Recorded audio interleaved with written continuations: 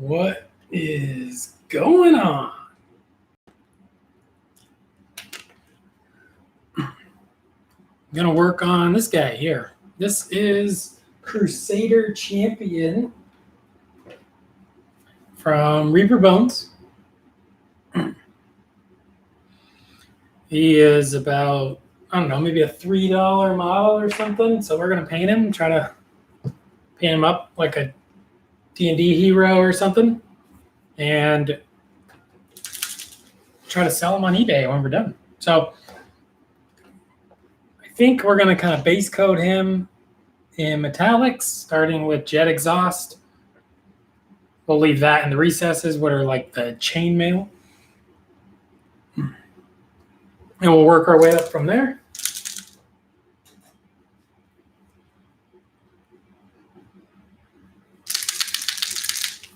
So let's get started. We're going to put some of this here. This is Vallejo Metal Color Jet Exhaust. This is the best acrylic metallic paint. It's good for the airbrush or brushing. And let me make sure I can get situated here good.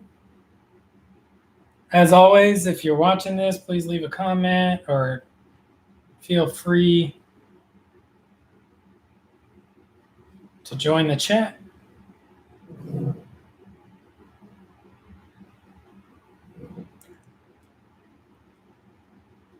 And we're going to start off real simple. We're basically just going to hit all the metal.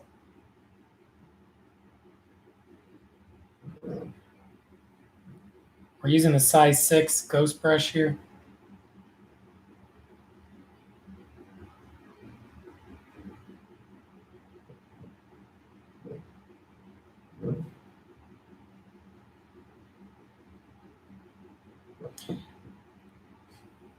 If you're interested in the owl bear from the other video, good time to sneeze. If you're interested in the owl bear from the other video, it will be up on eBay soon.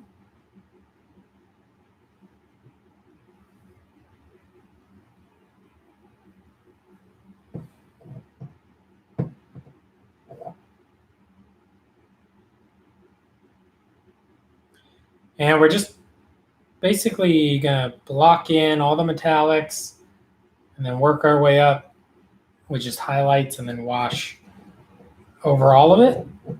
And I think that'll give us kind of a fast way to do it. I think we'll maybe see what we can get done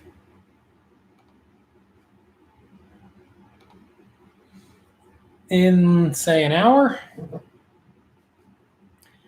But he's got a little more complicated details. Not super complicated, but it's going to be some decision making that's going to slow us down. Hopefully everybody can hear me okay.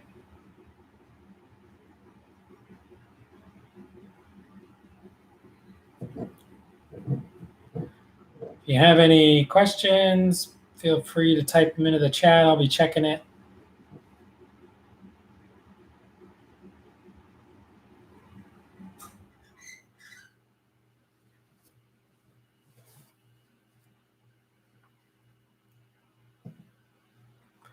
This model's a good choice for a model to paint and sell because he's mostly metal. He's wearing a full suit of armor.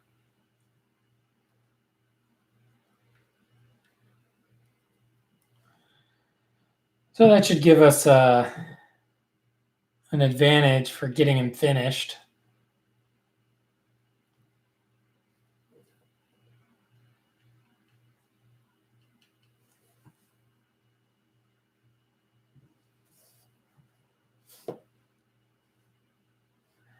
And yeah, we'll probably, the idea that I'm going for is he is a paladin. His name of the miniature is a Crusader Champion, but he has like this little, I don't know, page maybe stapled to the back of his shield and kind of a holy cross symbol here. So that's a paladin.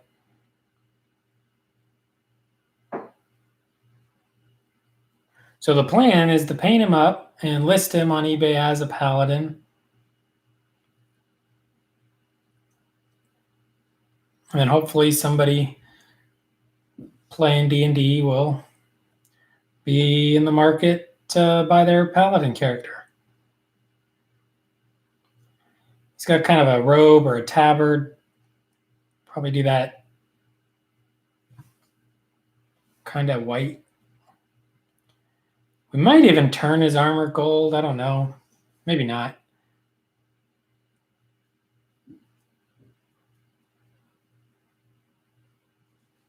Like an option would be to make him have gold armor and leave the kind of chainmail between the armor silver. It's not a bad option, but I think we're going to go silver chainmail, lighter silver armor, plate mail, and then probably some gold trim.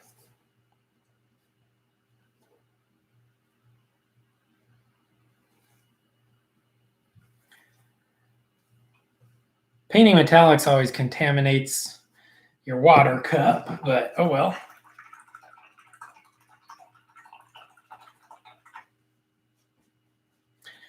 All right, so we got that good.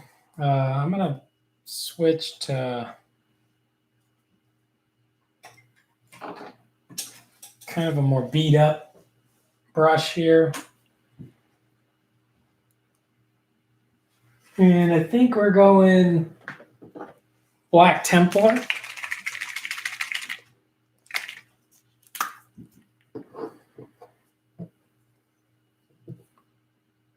Contrast. And we're just going to put this on the base. He's basically just prime gray and then hit with a black wash. I think I used Vallejo black dip or something to wash the primer. I just did that because I was prepping another owlbear, and the first owlbear I did, there was a lot of little like white spots that kept showing up. So I figured if I primed him and then hit him with like a black wash, prime him black, and then prime him gray, and then hit him with a black wash, and that should help even if any little spots get revealed from the contrast paint. They shouldn't be bright white like they kept showing up on the bear. We got them fixed, but you just gotta keep dabbing paint on it.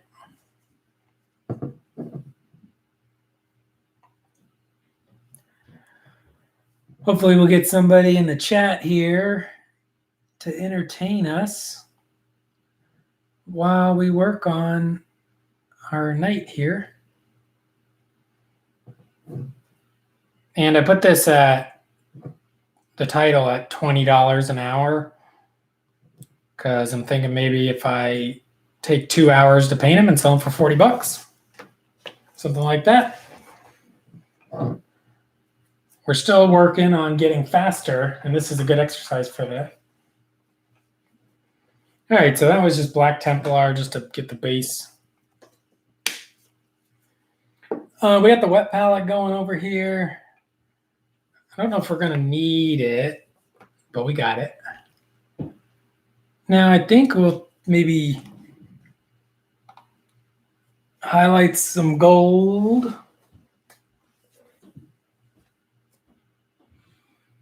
What do we want to use for that?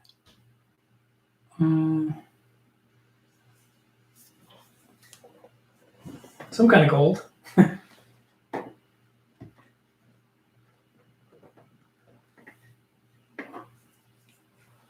We're going to use Gehenna's gold, but as you can see, it is super separated.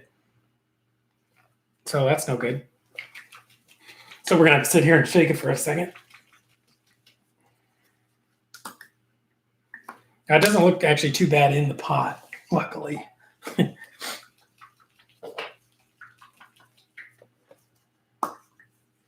All right, so there's Gehenna's Gold. It looks okay. We'll go back to the size 6 ghost brush.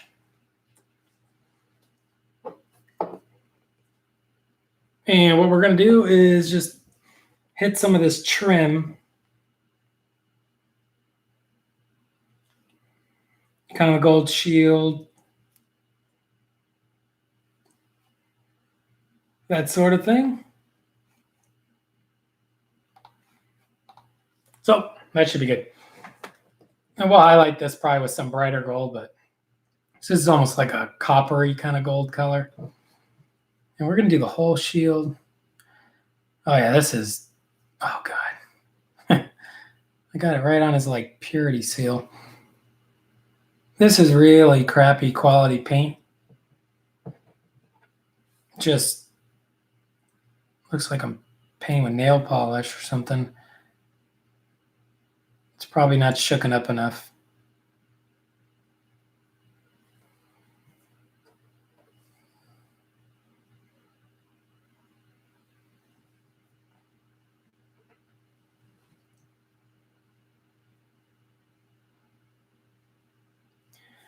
And what we're trying to do is just block in where the gold's going to be. So hopefully we can do that without too much effort.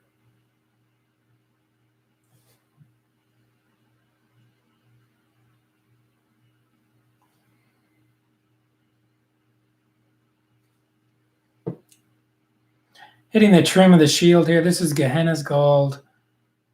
Not shooken up enough, so its coverage is just awful. But we're going to make it work. Because this is just the first coat anyway, I don't ever do like 2 thin coats or whatever that nonsense is, because my next color often is a different color than the one before because I'm building it up color after color. But in this case, I might actually need to do another coat of this. This is supposed to be the shadows of the shield.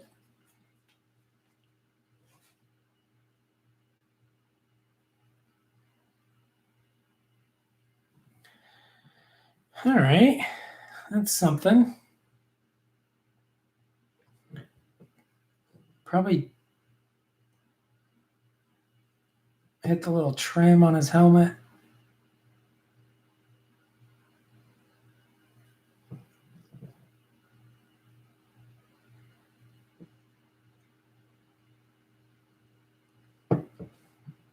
And probably the hilt, I guess.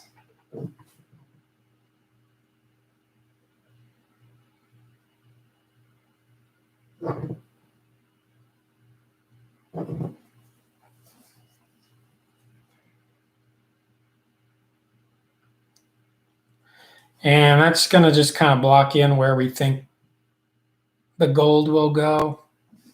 Looks like I need to get behind his shield a little bit here.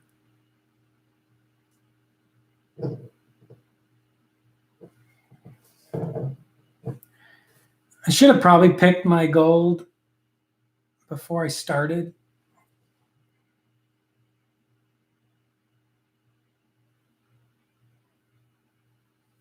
Like actually had a plan of where I was going, but this is a, somewhat of a speed paint. So our poorly shaken up gold, looks like we will have to do a little bit more effort, but we should probably let it dry because if it gets kind of sticky, it could give us problems.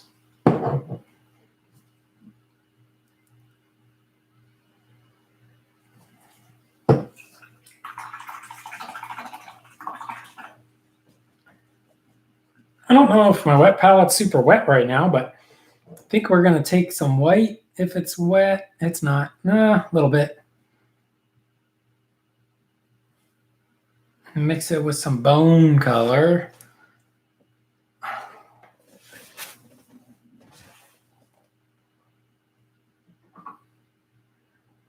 We're going to go with Jack Bone from P3.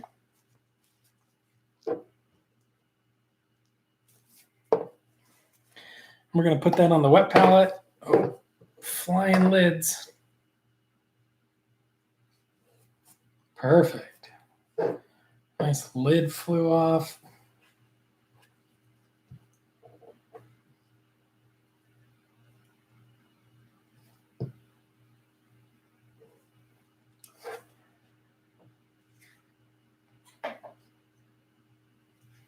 This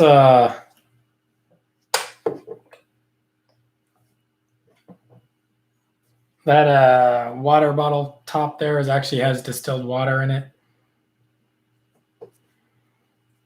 I think we got too wet over here on the wet palette, but we're still on the size 6.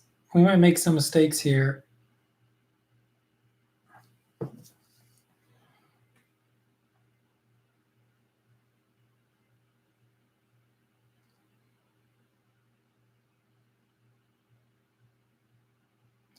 Kind of interesting. He has like purity seals, just like 40K guy.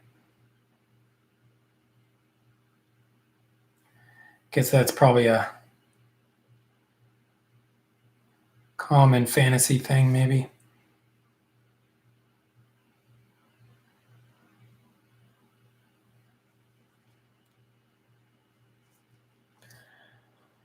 So we're going to base coat his little tabard.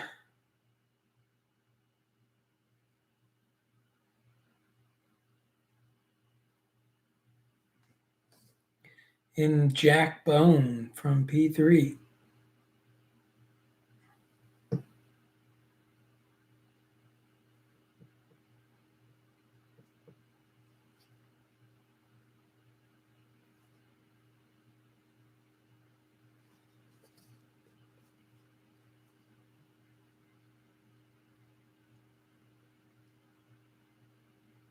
Once again, it doesn't matter if I make any mistakes right now.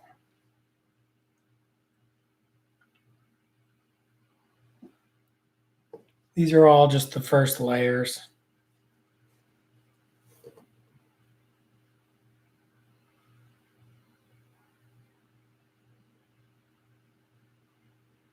What I'm trying to do right now is decide exactly what all the colors are going to be.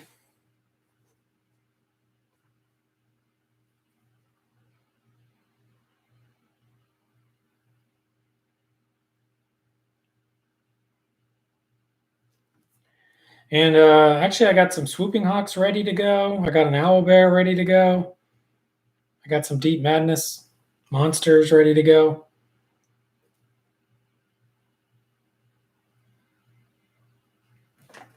So we got some stuff planned for this week.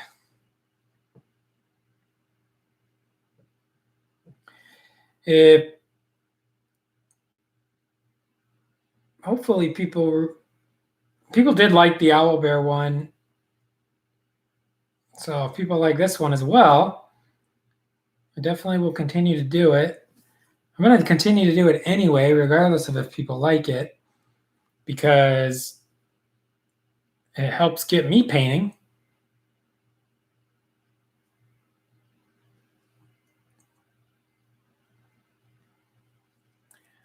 Which is nice. But right now I'm kind of doing hoping to motivate or help people if they need to make extra money right now, that you can make pretty good money painting miniatures once you get good enough. There are definitely skills you could practice: blending, highlighting, creating contrast and depth.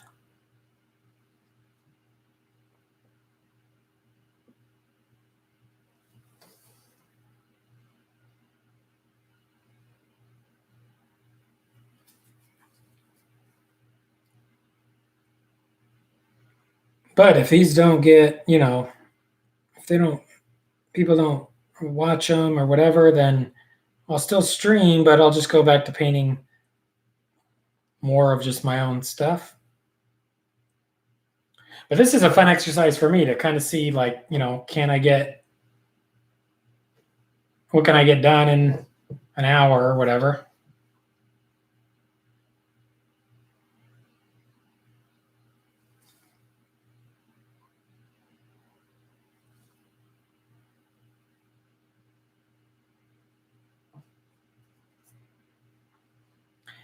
Heck, if I could get every model done in an hour, that'd really, I'd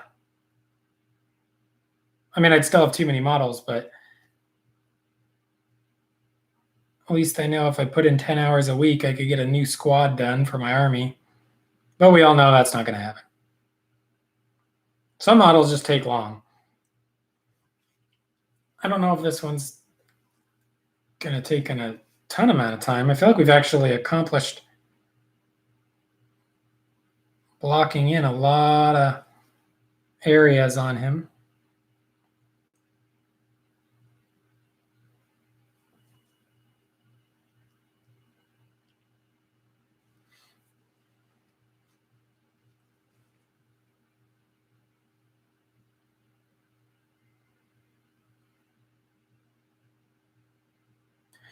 But this one actually, we're gone 22 minutes and we don't have anybody in the chat, which it's okay because I'm going to upload this to YouTube. But I could just be listening to music or something, or watching a documentary while I paint instead of live streaming.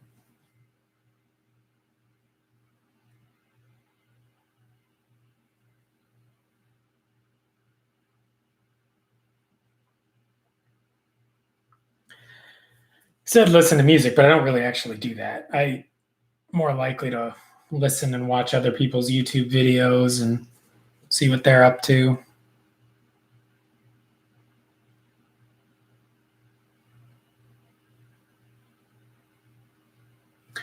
Or I like watching nutrition videos and documentaries.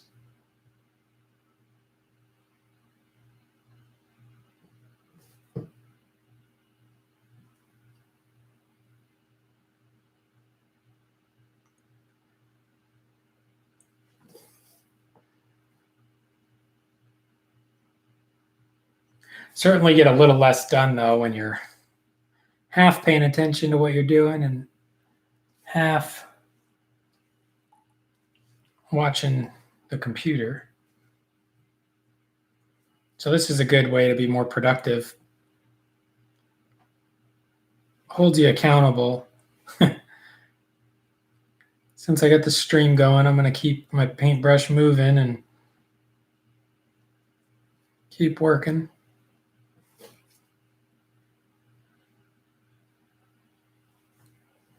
Yeah, we kind of got them base coated. Kind of roughed in.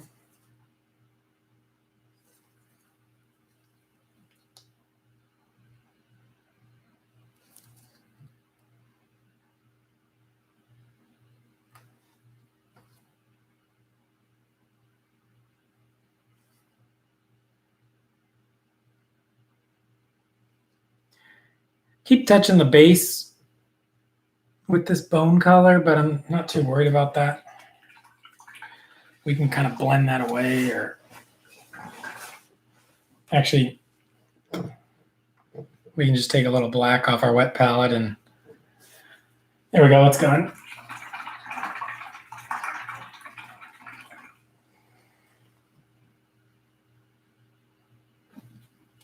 All right, so we kind of got the bone color done.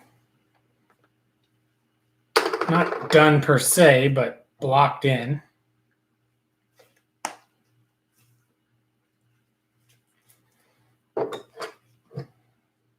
And I just noticed I missed a spot on his chest.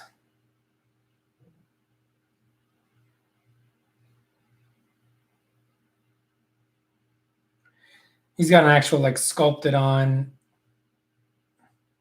kind of cross thing. Same as on the shield here. Right there on his chest, so.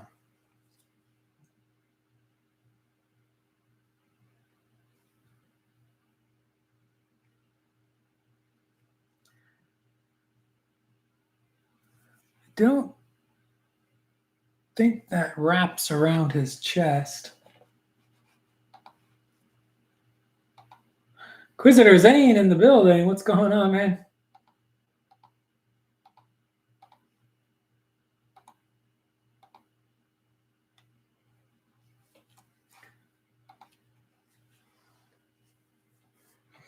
Working on this paladin guy. Been going for about 20 minutes or so. What are you working on tonight?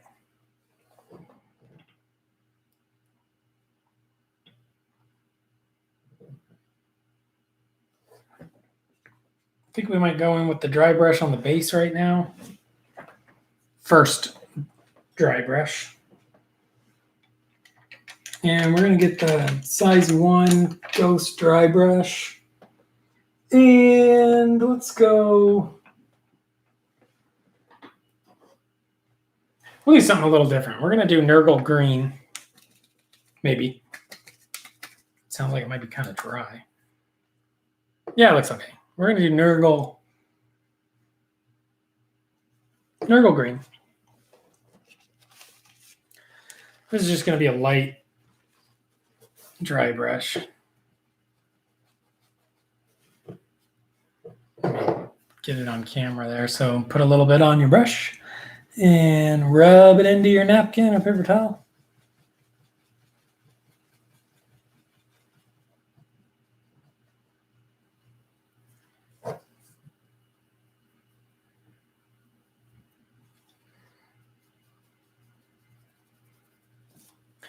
And what I'm doing is just trying to give a little green tint to these rocks. These rocks aren't going to be green. They'll be kind of a gray blue. But maybe some of this green will end up in the finished product and just give it a little more natural look. Rocks generally have a lot of different color in them.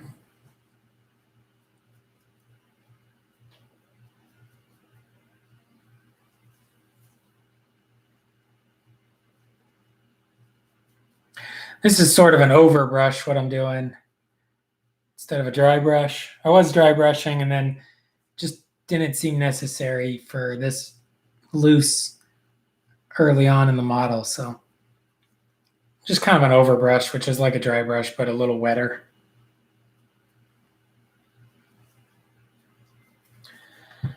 Cool.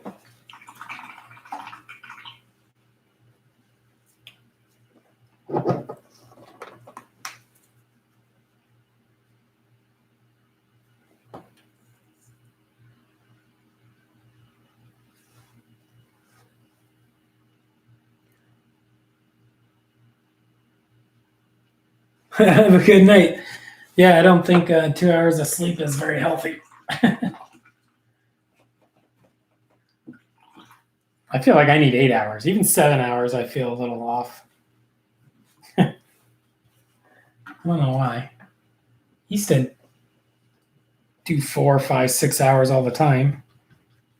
Maybe it's because I don't drink caffeine anymore. Can't get less hours of sleep. All right, I think we'll go with steel.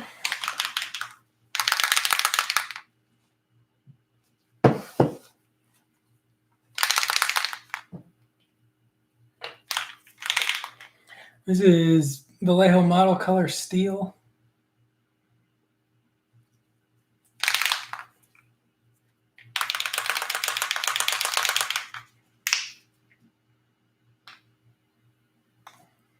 All right, this might not be bright enough. We're going to stay at the size 6 for right now.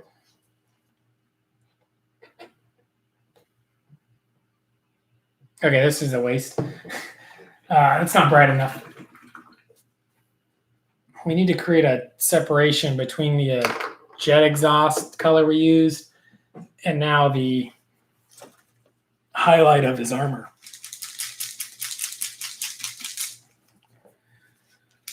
So I think we're going with pale burnt metal. That's pale burnt metal from Game Color. Appears it's been dried shut, so that's great. There we go. And we're going to try to use this same cap.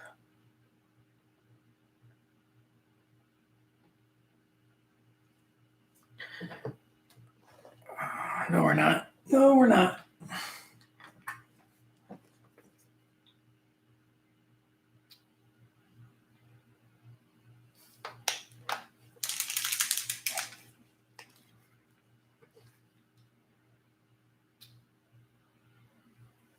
All right, so the pale burnt metal actually seems a bit funky, so hopefully it works. We got some here in our... Let me look at this up close. Looks...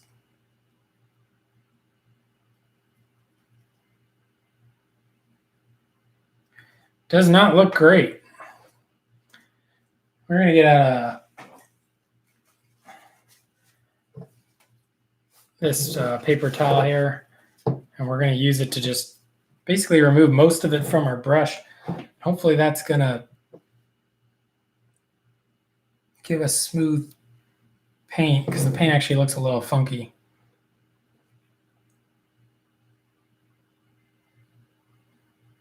That seems okay. Let's take this kind of funky paint, wipe it on the paper towel a little bit.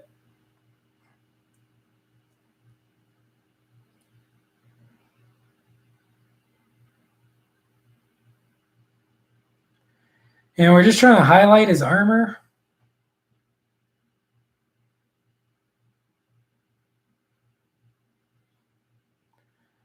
But we're going to leave the recesses dark.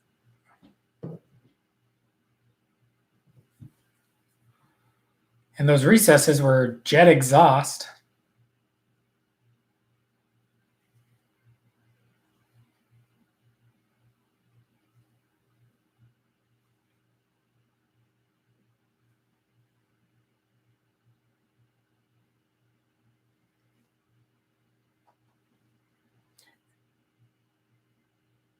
And what we're doing is basically just trying to create a step of difference between the chainmail and the plate mail.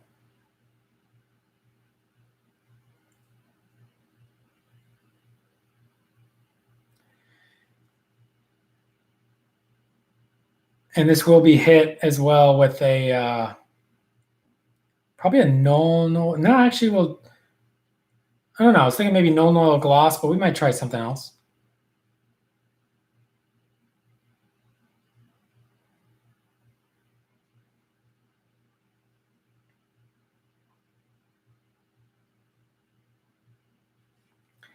We can use this silver to try to clean up any mistakes with the copper on his helmet trim here.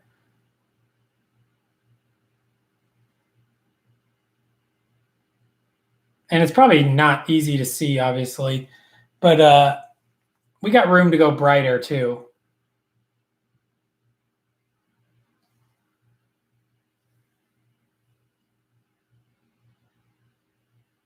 Which is good. That means we're not stuck with this as our brightest silver.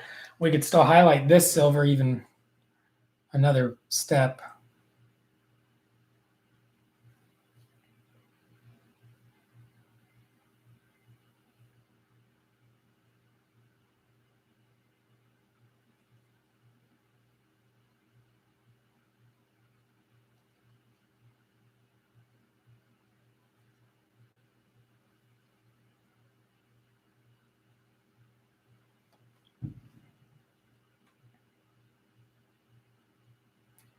And this is also pretty simple. We're just trying to avoid the recess area. The sculpt isn't very good as far as what's supposed to be chainmail. It's pretty loosely suggested.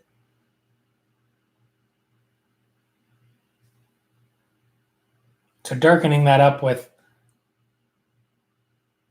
some ink or wash will be good.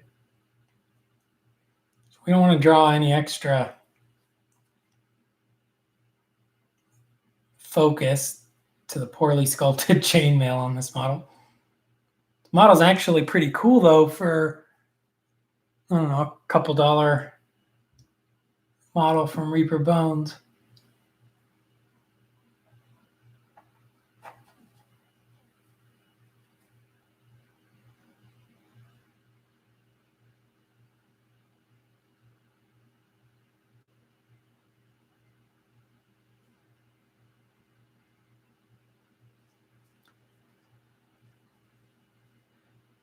This is sort of a speed painted highlight here. It's nothing too special. We're just trying to pick out these armor plates and not overthink it.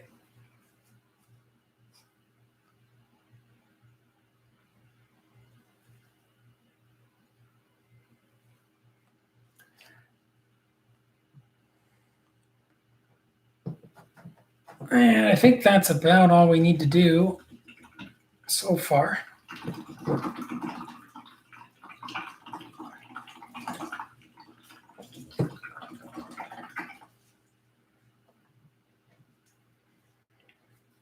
All right, let's see. For fun, we'll go Game Ink Sepia.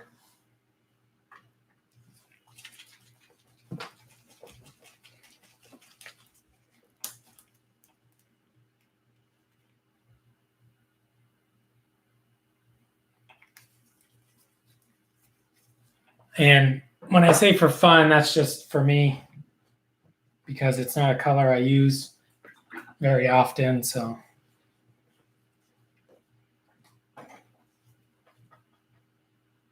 and I think we're going to switch back to that beat up wash brush we got as we sprinkle our brushes all over the floor.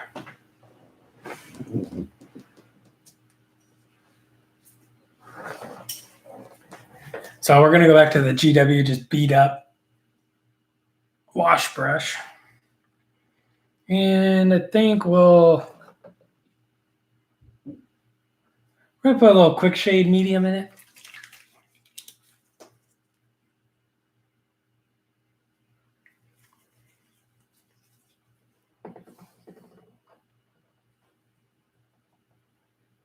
Seems like it's going to be maybe too dark.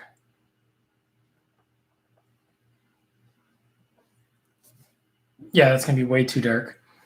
All right, let's adjust this.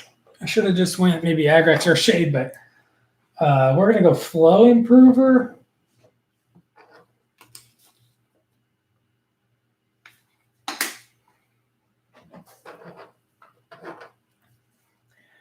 And then use this ink and our brush to just mix it over here in this flow improver.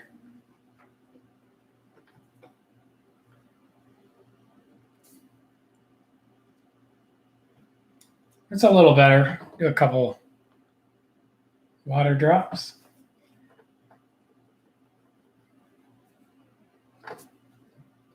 All right, and we're just going to hit this all over the shield,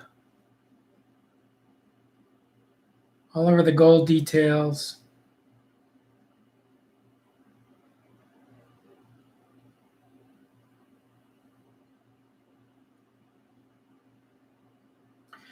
People really like to see the contrast paint, so actually what I should have done is maybe use like Skeleton Horde or something.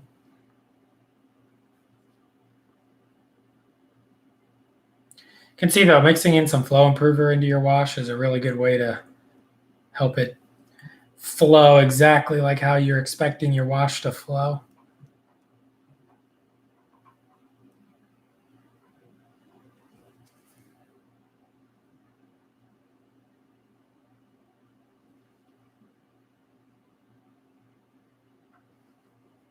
Cool.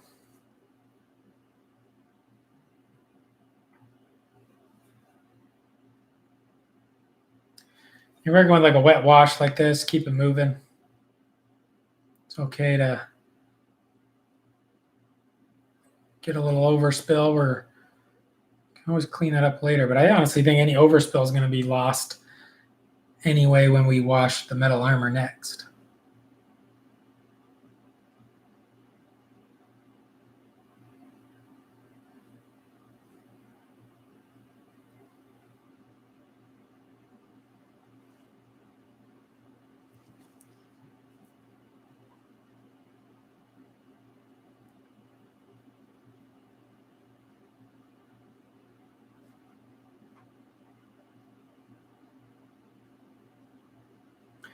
This is a pretty standard,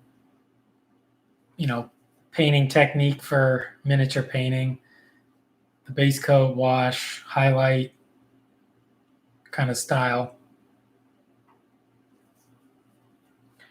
But hopefully we'll see we get some good results.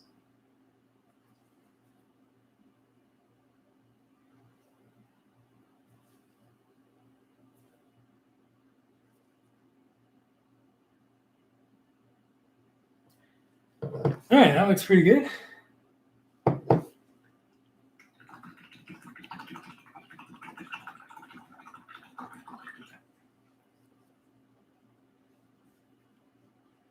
Maybe we'll do is we'll use some of this sepia and stain some of our base.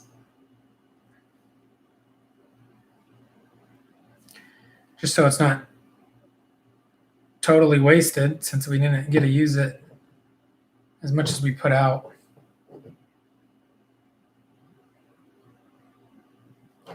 There we go. Just put a little bit of staining on the base. Maybe we'll wet our brush and blend it around a little bit with some water.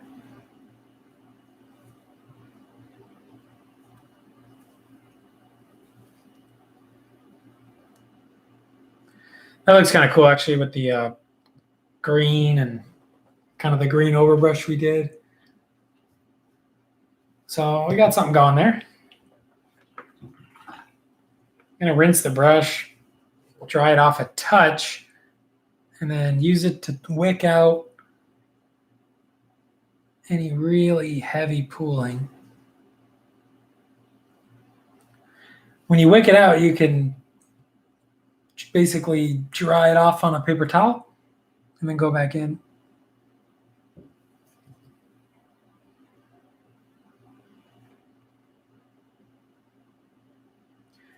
And I'm okay with most of the pooling. I just want to make sure none of it's too crazy.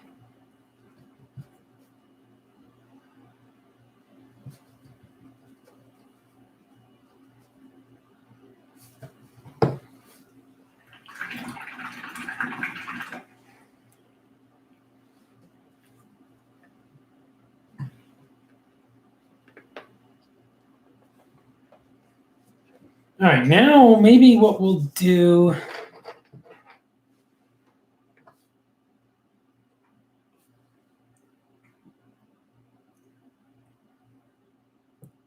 think we're gonna wash. Yeah. All right, we're gonna make a blue-black wash. Somewhat of a blue-black wash. And we're going to do that. We never tried this yet, but we have what is this called? Calf Blue Clear.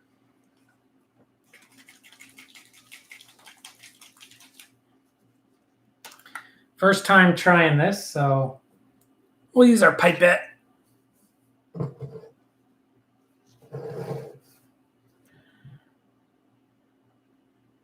Something in my pipette. All right.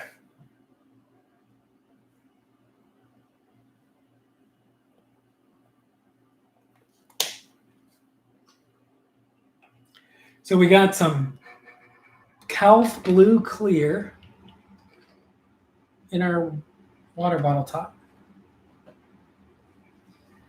Then I guess we'll go to dark tone. Army paint or dark tone?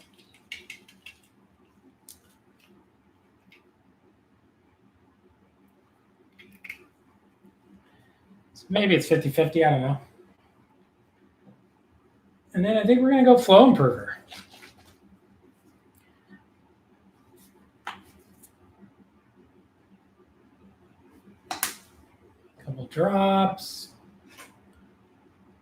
Couple drops of water.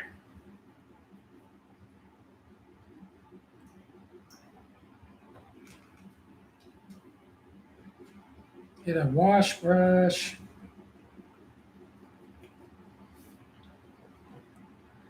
Gonna give that a stir. So this is the Calf Blue with dark tone, flow improver, and water. Let's just test that over here on the. It's pretty cool. I don't know if it's exact. All right. We're going to take some Armor Wash from P3.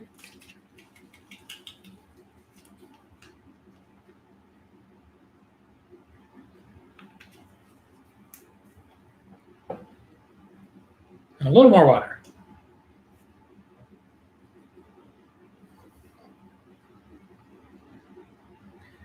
Made way too much here. But we're just playing around, right? We're just testing it out.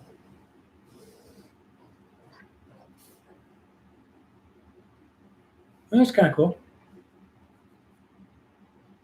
So let's cover his silver armor.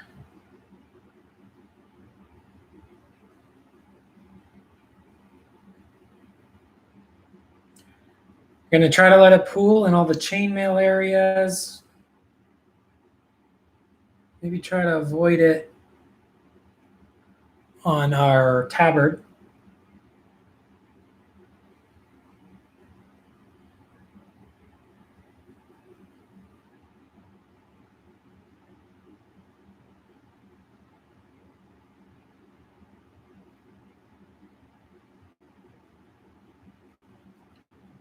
Tabard and shield.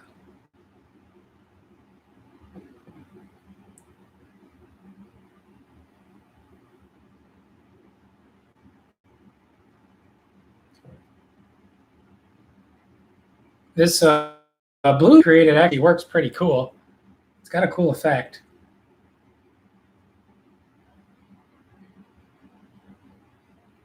Be hard to explain to somebody how you made it with all those ingredients.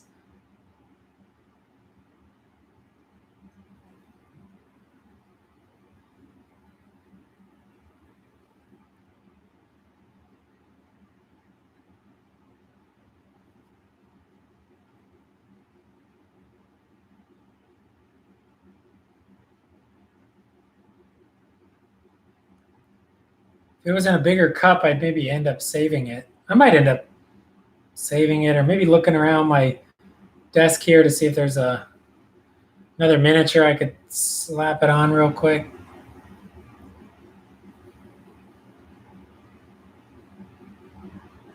Just because it's cool while we got it going.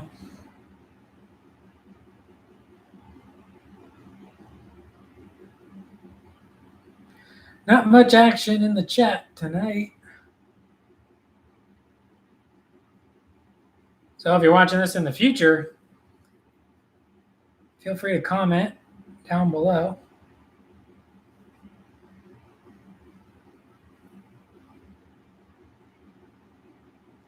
Let me know what you want to see next.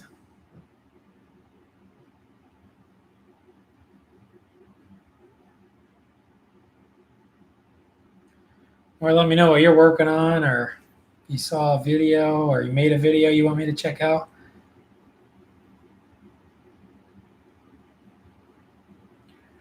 The only disadvantage of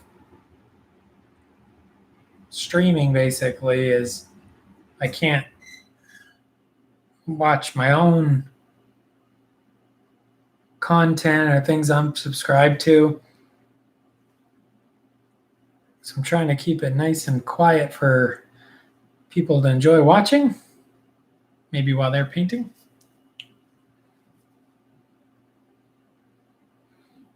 Cool. Just got kind of a blue armor now.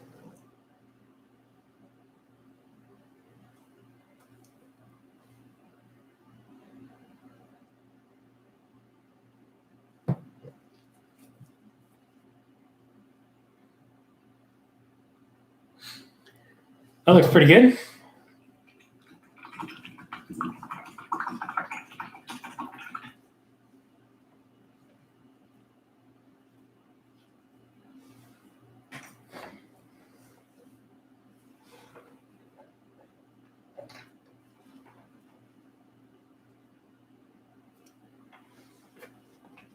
So I think we will have to move on to highlighting, maybe working on the shield a little bit.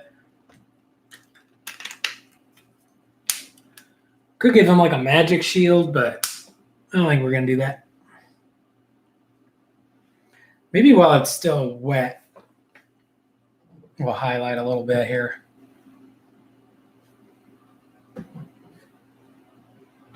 I'm going to go, oh, not white aluminum. I'm going to go duraluminum.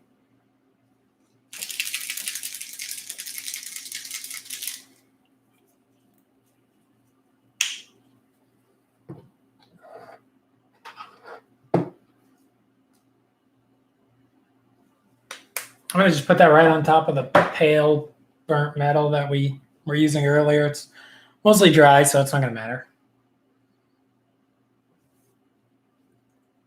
I think we're going to go in and highlight some of this silver right now.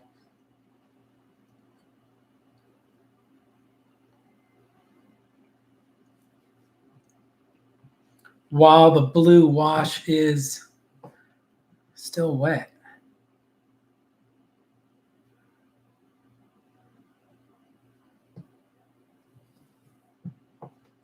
And my highlights are kind of tapping it,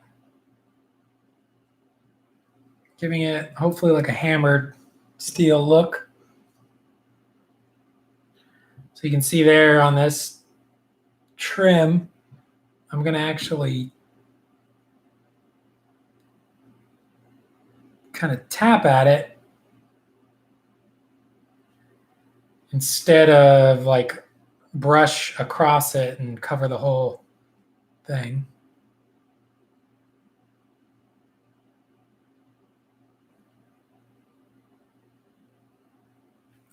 And we're going to get any natural blending with our wet wash underneath, which is fine.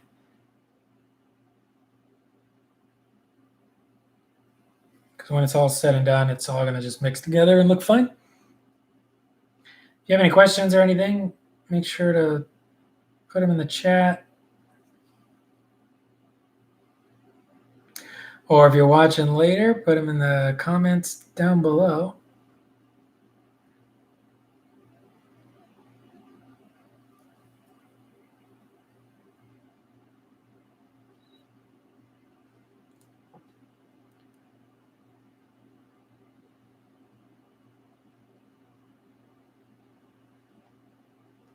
I'm tapping off the excess paint onto a paper towel.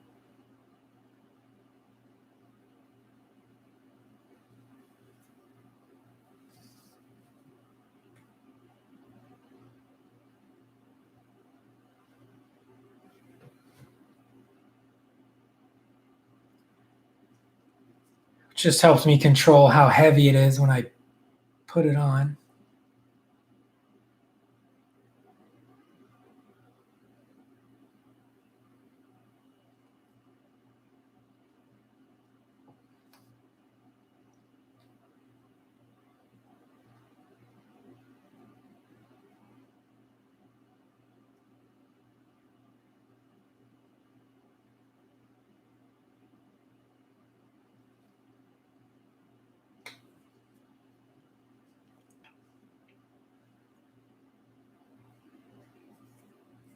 It's looking pretty cool. I mean, it doesn't look like anything's happening, and then one highlight and over a wash, and all of a sudden you're nearing completion.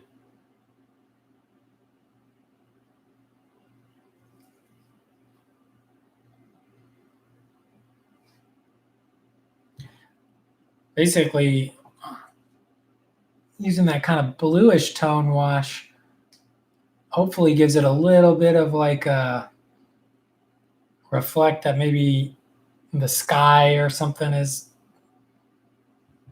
showing.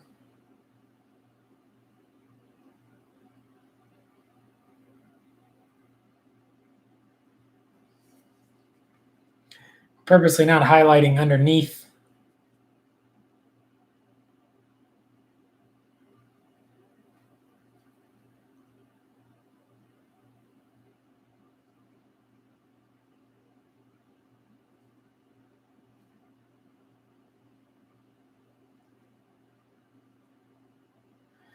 Trying to keep the highlights towards the top to give him a nice look that he's maybe lit from above.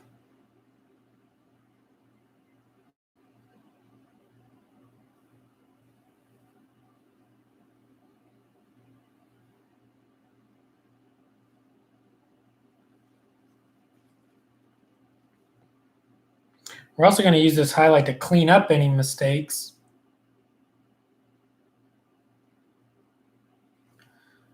So there, we had to kind of clean up where the tabard was kind of painted wrong. And it was painted where the metal should have been.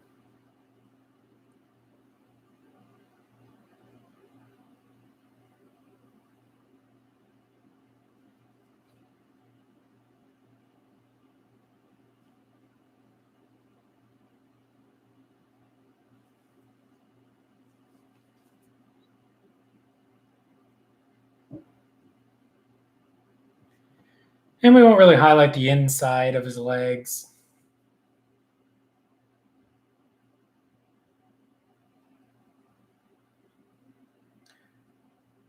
We'll let that stay and hopefully leave kind of a natural look of shadow.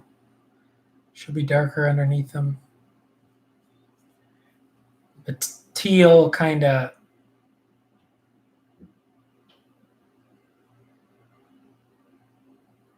gives them maybe a little like patina look.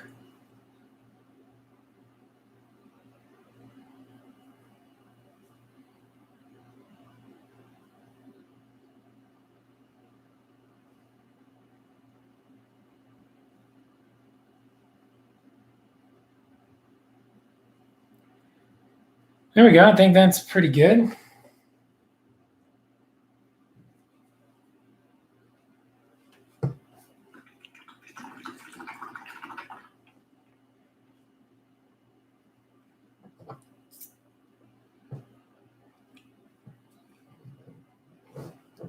I think maybe we'll stick with the same brush here. Maybe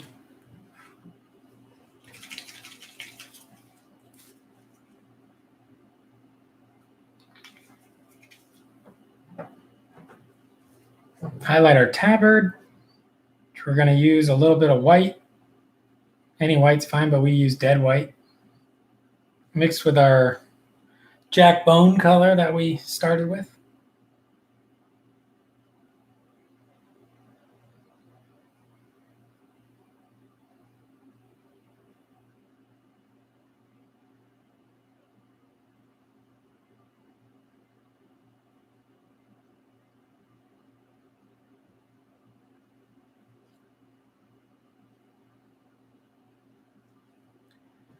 And we're just doing a kind of quick highlight on this too.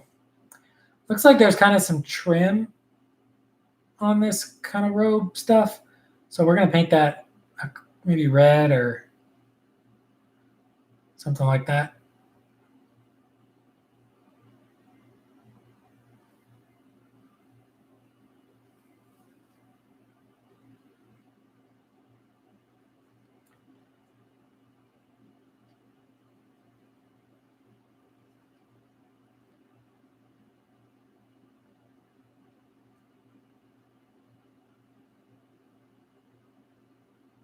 We'll have to, oh, we got a little blue. That's fine. We'll have to actually highlight these two like purity seals a different color just so they stand out.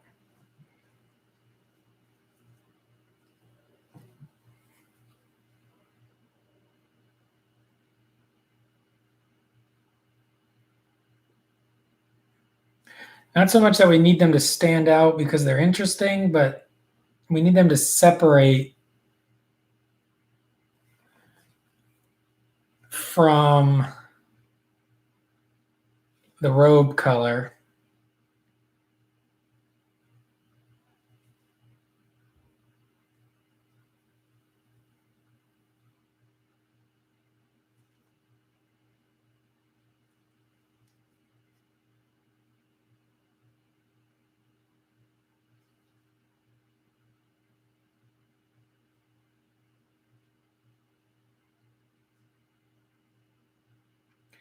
Yeah, we've been going on him for just a little under an hour. He's almost done.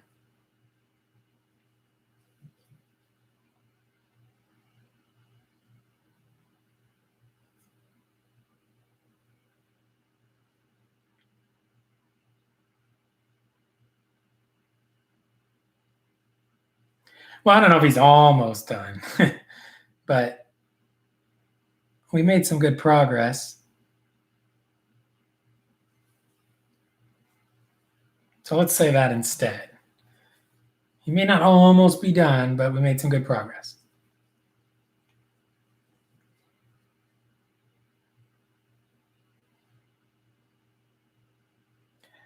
The shield we're basically going to highlight with just like little taps.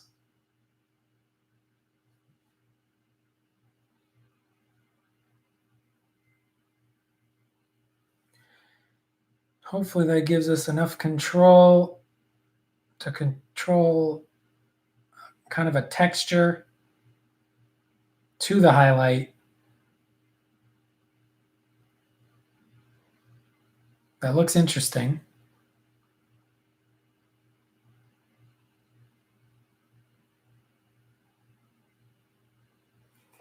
Yeah, that's not bad.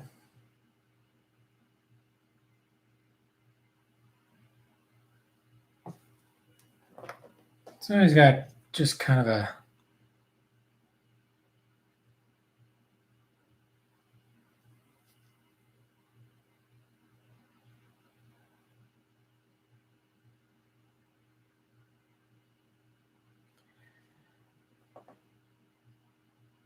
kind of a roughed in highlighted shield.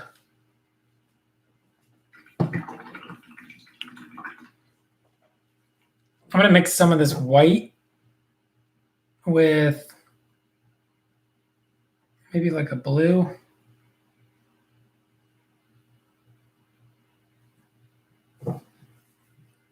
And this should give us a different enough off-white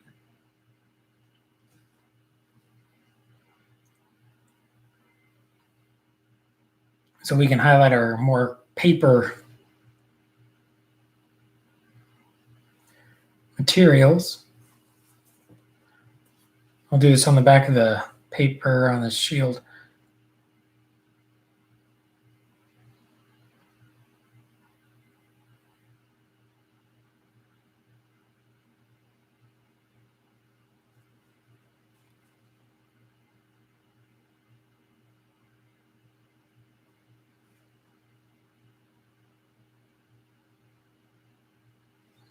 Missing a little bit and getting the shield, but we can still touch that up. All right, that looks cool. And now we'll mix a little more blue into it and a lot more white. Not quite getting, there we go.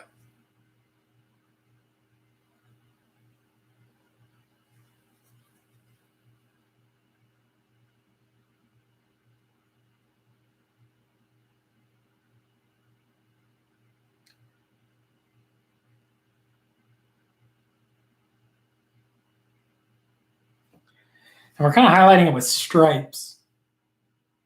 That way it's going to help read as maybe stuff's written on that paper.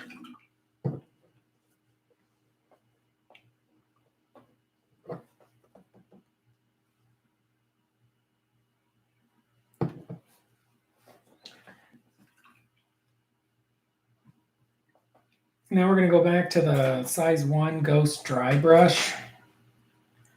Hopefully is dry enough now. And I think we're going, we're going to go Ion Rack Skin, which is like from the Deepkin Age of Sigmar line.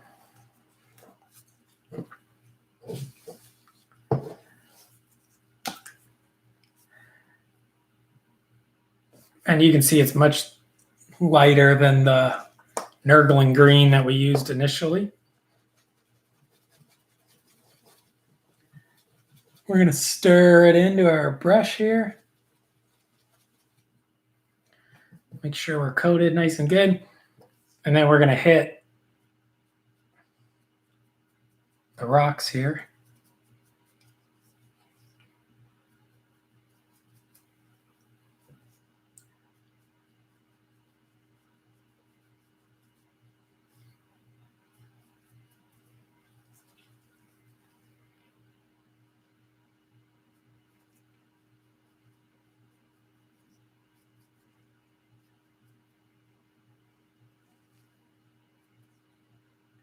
Cool. Remember the Ghost dry brushes, you gotta wash extra good because they hold a lot of water and a lot of pigment. So you'd be surprised that you still have paint in there. Even though you think you rinsed it out about what you should, do it 1 or 2 more times. That way you keep your brush for a long time.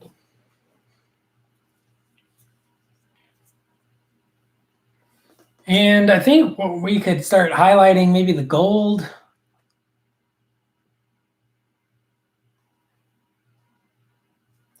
I never really solved my problem, though, of what gold I was going to use.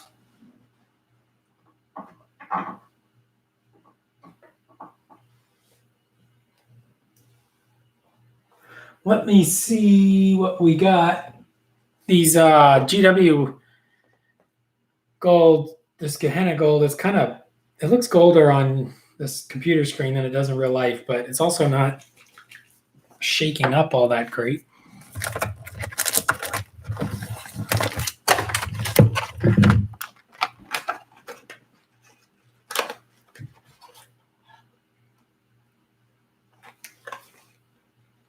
I think we're going to try Amber Alchemy from Scale 75.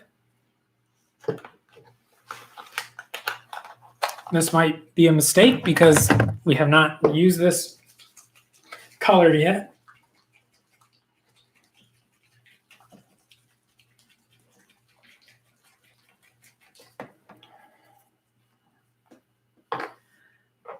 Which, if you know Scale 75, you want to shake them good.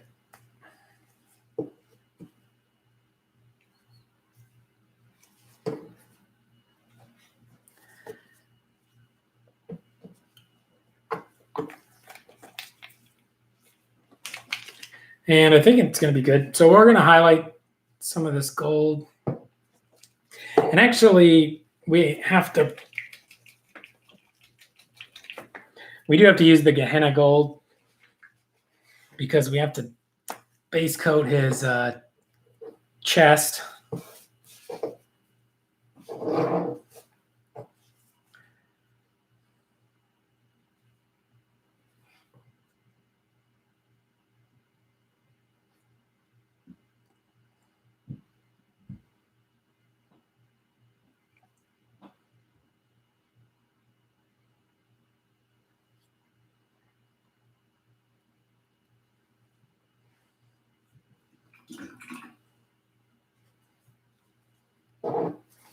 Yeah, I need to put this paint on like the paint shaker.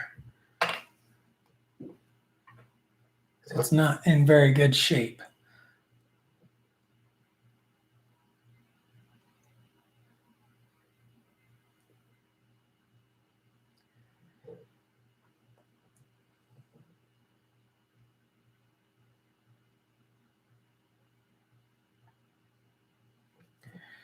Just trying to load up enough paint on the brush that we can get this little cross thing on his chest, and by just gently touching it, really.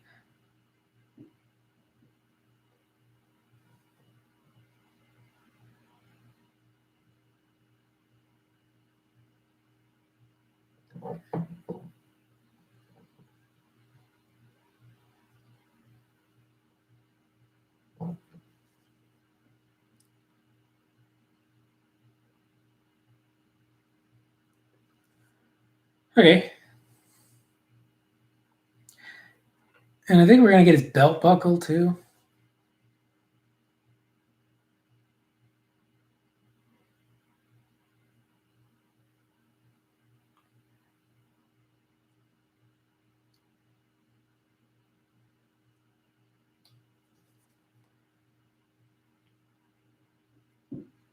Really, by now, we probably should have actually attacked those leather pouches and belt buckles. But we'll do those later, I guess.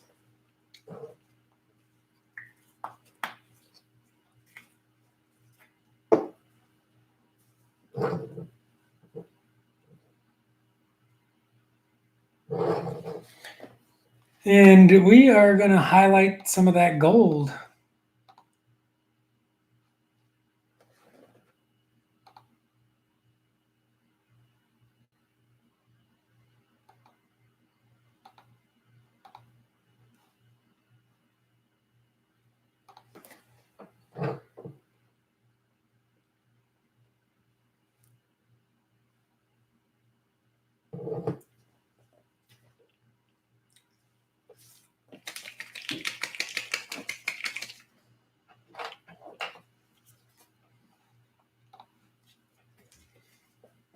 And we're going to go with Amber Alchemy from Scale 75.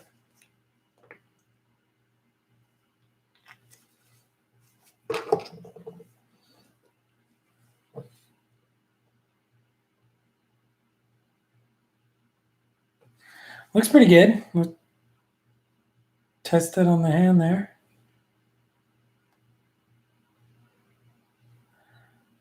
It's gold. So that's good.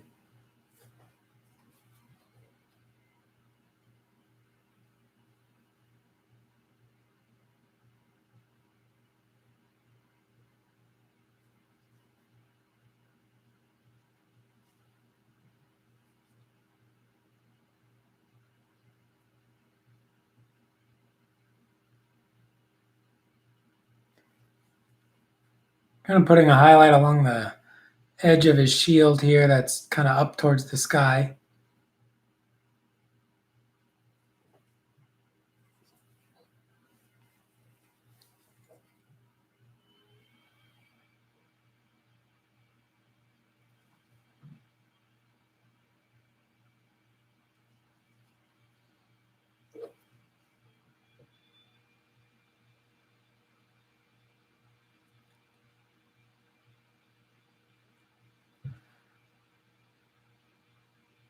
Kind of using this to clean back up the trim as well, which I'm going to say is probably a mistake, because this lighter gold actually is covering this other one more than I probably wanted.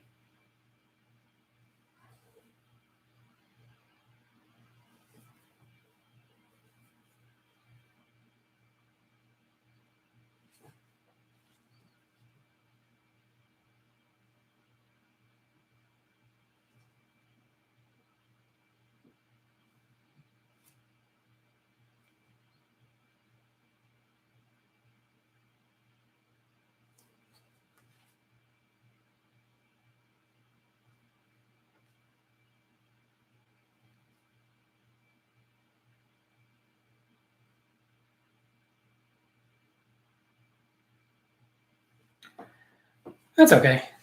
Well, I have a plan.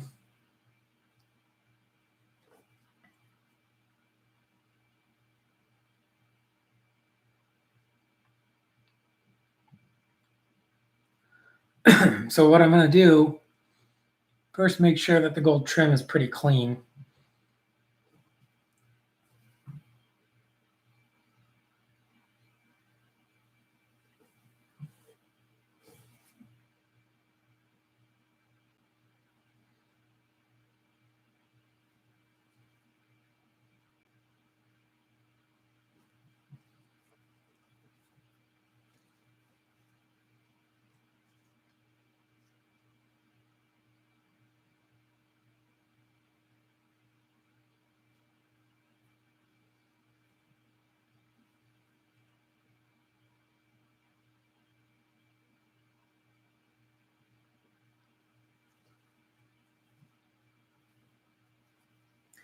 My plan actually is going to be to hit this with like an ink or something.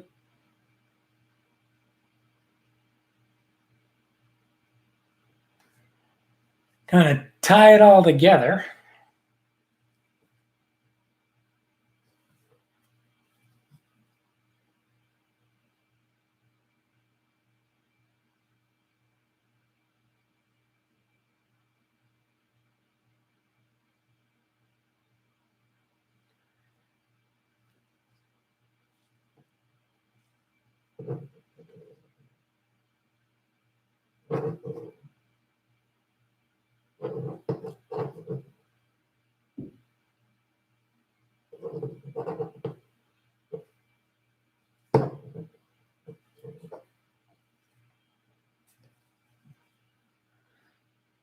And I know it's not exactly the high flying content to watch the gold getting highlighted, but we got to do it.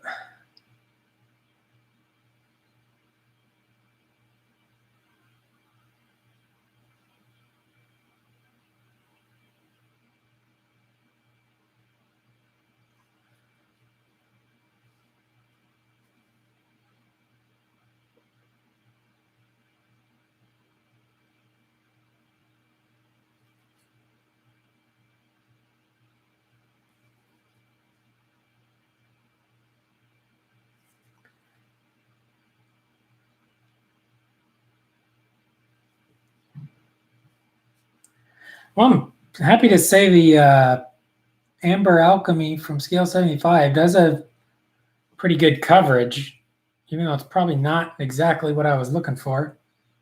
Oh, we should have done his shield here. Darn it. Gotta go back and do that.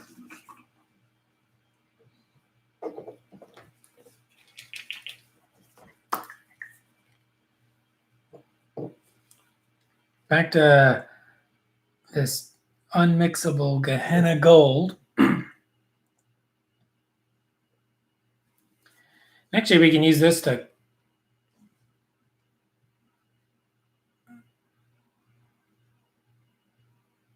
clean up any of those little mistakes as well that we didn't want to clean with the highlight color. So it wouldn't have made sense.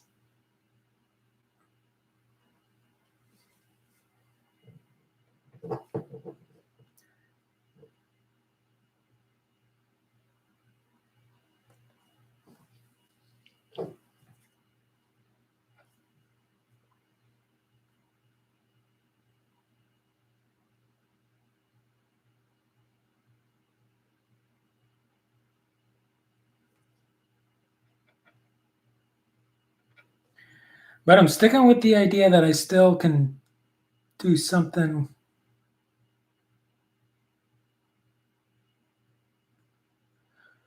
with some washes to make this gold a little more interesting.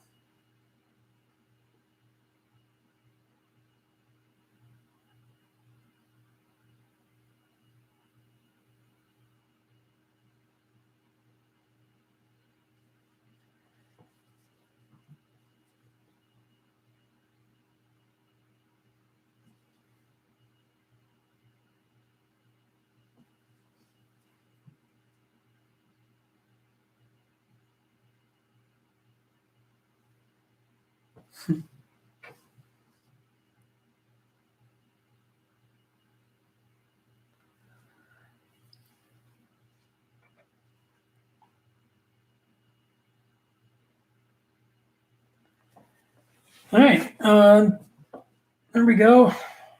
Trying to keep adding some interest to the gold here.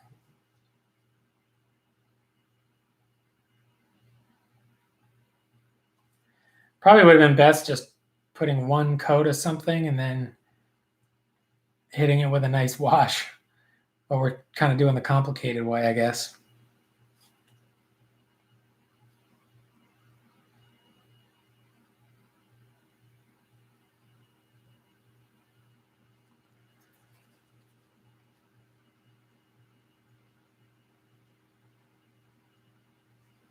Okay.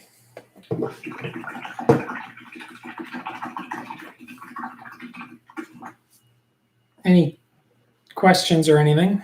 Leave them in the chat or the comments below. And we're going to go back to our amber alchemy from scale color and just highlight those few spots we had missed originally.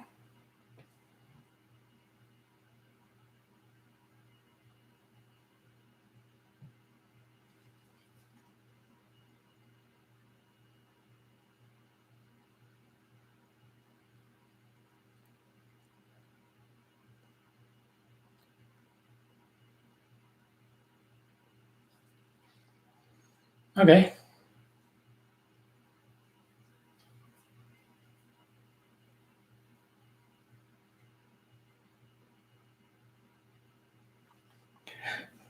Actually, it feels like our owl bear was a little easier to see than this guy, maybe because he's so metallic.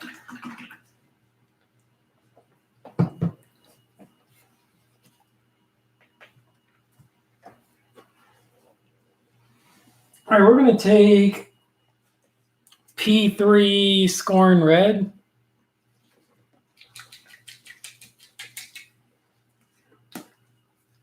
I don't think this is necessarily the time to do this yet, but he does have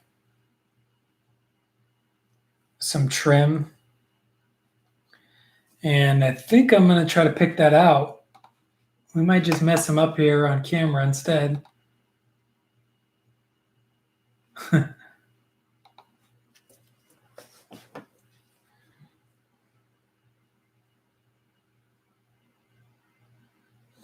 Well, we're going to try to do a good job.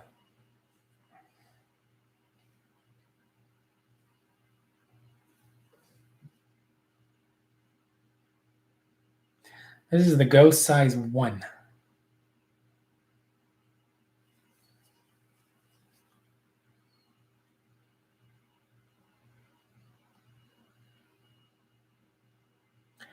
Now, because this is kind of a, it's a Reaper Bones model, so a little more bumps and texture on things that shouldn't be. It's not as easy to just gently slide this brush down the side of this trim when he's literally got all this unnecessary texture.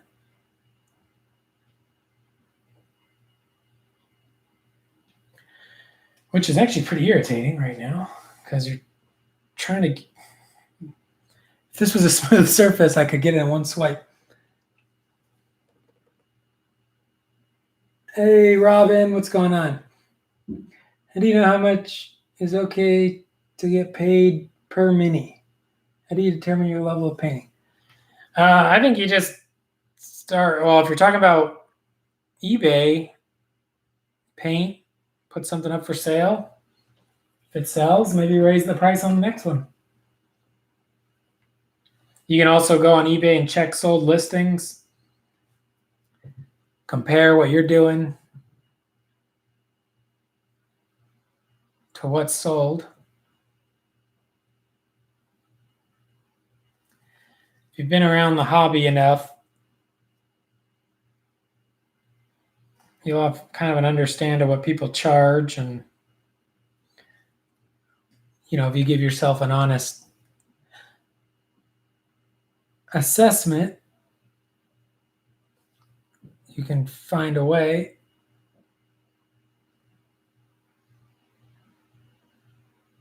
If you're working in a local kind of environment, it's always good to probably keep your price pretty low. That way people maybe want to give you a shot.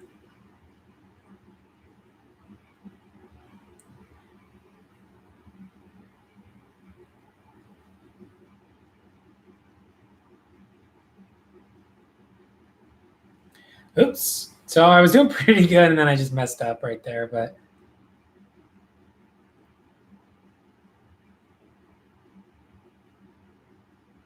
it can be fixed.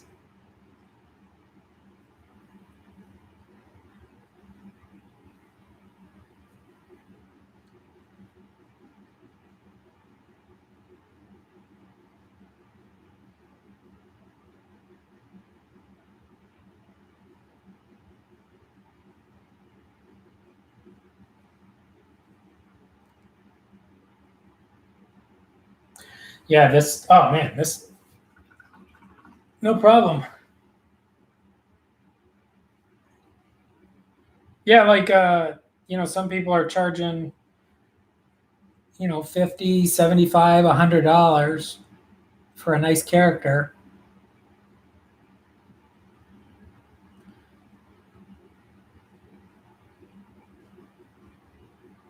But if you're pretty good, oh man, you can make some. Sorry, I'm trying to do something here. That's the one part where I gotta hold my breath. If you can do some good work, you can still make pretty good money, even if you're not getting the $100 a model or whatever yet.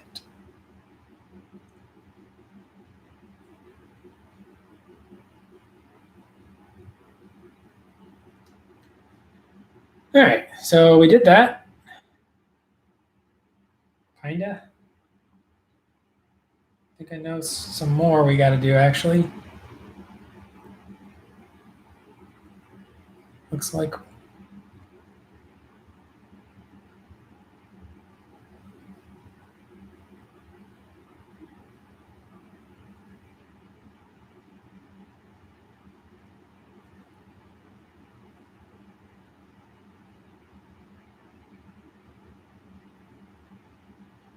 Alrighty.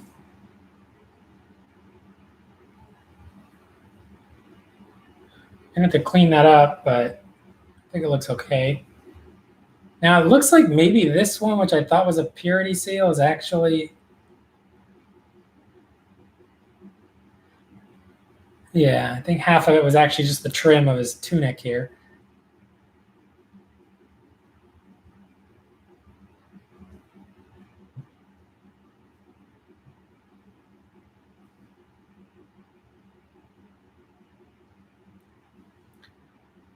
So we got that. I guess that's okay.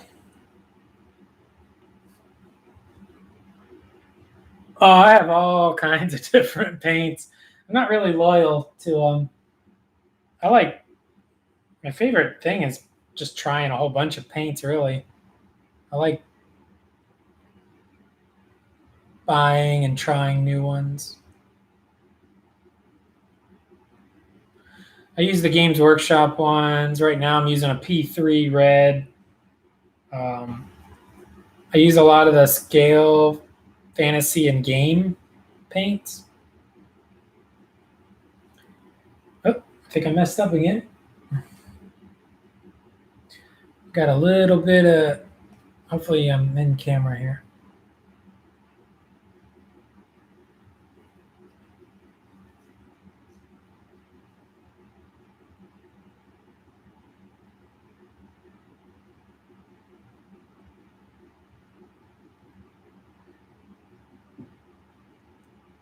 I definitely have some go-to favorite paints from different brands.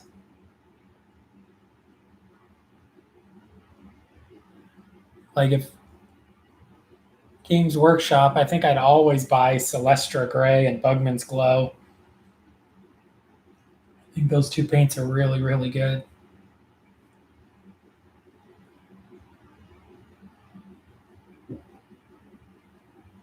I like the contrast paints a lot. I didn't use any on this guy. But the last painting I did with the bear, he's like mostly contrast.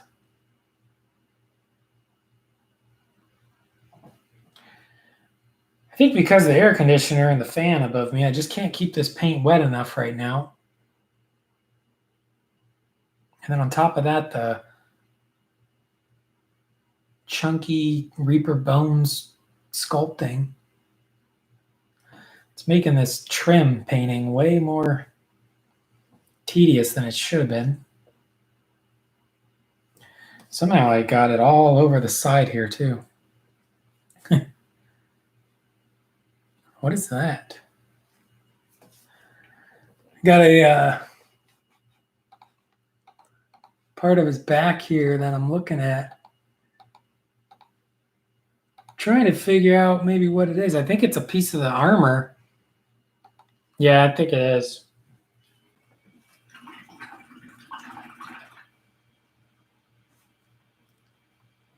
Put that to the side for a second. See if we can't rinse this brush off. Hopefully that, oh yeah, the metal's still wet.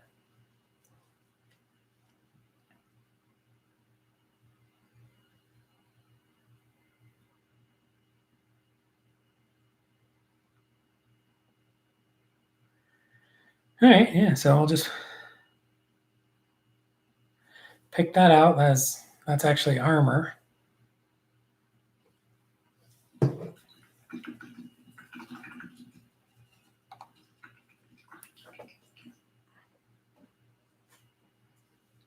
And we'll go back to this red and, oh, that's too much.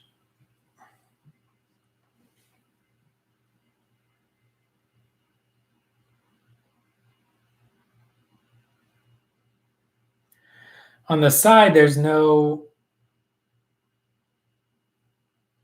sculpted area determining how much should be red down the side, so that's why I'm guessing, really.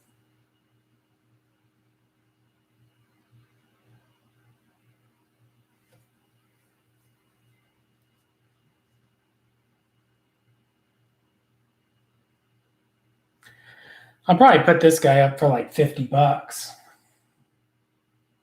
maybe 40.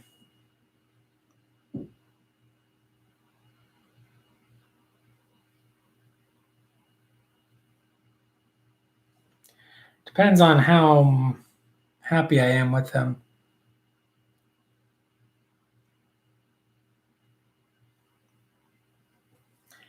If he was like a D&D commission, like somebody at the local store wanted me to paint their character, I'd probably do it for 30 or $40. So that's probably what I'll put it for, unless I'm really excited how he looks at the end.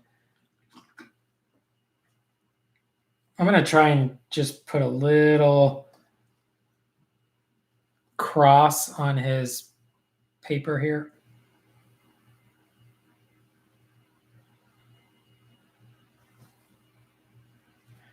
Should probably be using a slightly finer brush.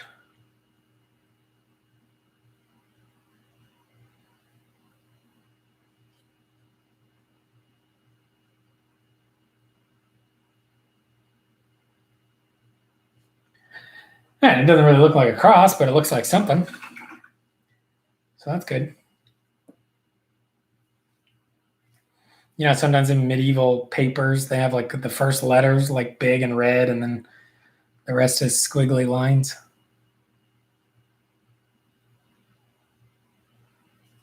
All right, now I get the joy of cleaning up my red mistakes with Jack Bone.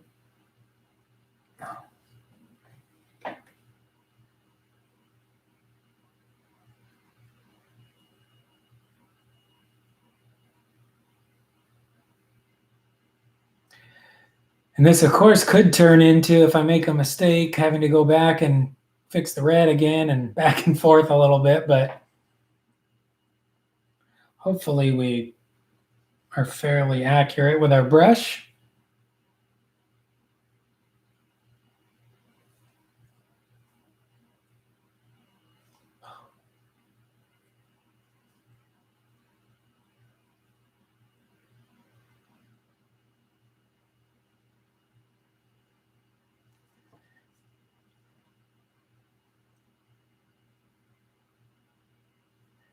Miniature painting too, a lot of it's about cleanliness, making sure your paint on one area is not bleeding over into the other.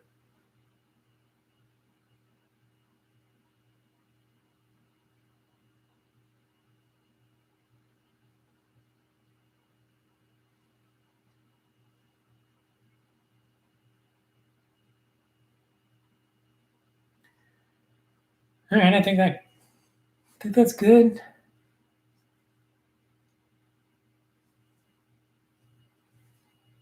I think we actually have to turn that red.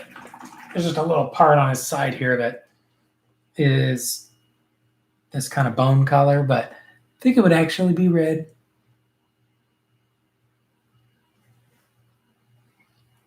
And you can see this guy's taking a little bit longer than the owl bear.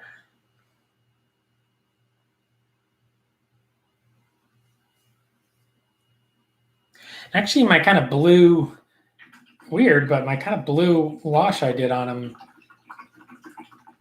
kind of seems like it doesn't show up as much anymore.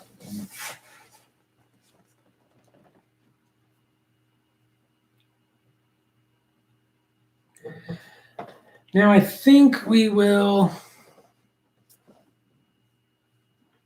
just take a brown. I'm going to go with Mornfang brown.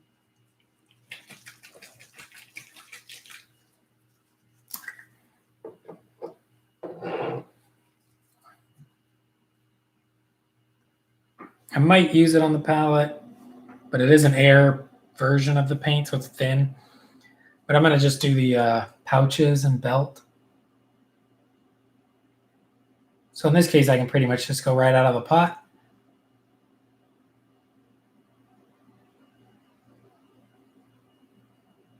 Not only is the not a big deal for a belt or a pouch, but also just simply because it's the air paint version.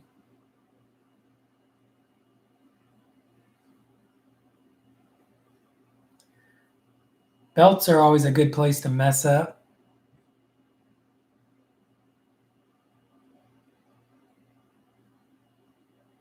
Hopefully we don't do that.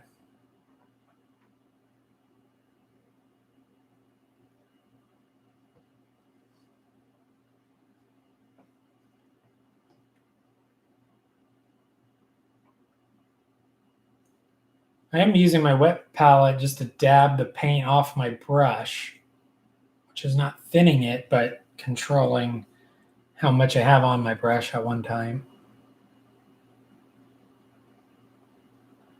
What are you working on tonight, Robin?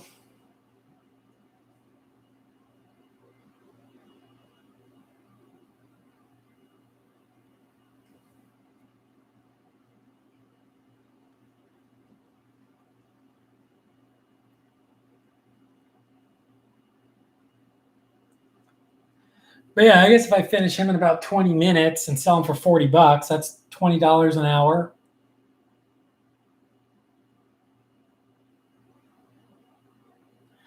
Not exact because I had to buy the model and cost of materials and taxes and eBay fees and so on. But as, somewhat of a estimate.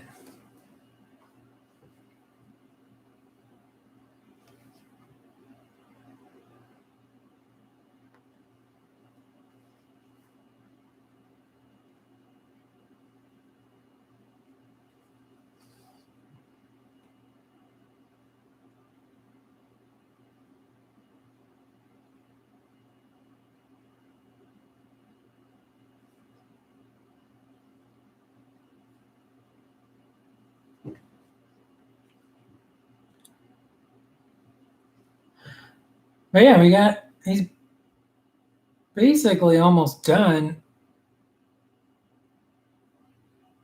What I'm doing now is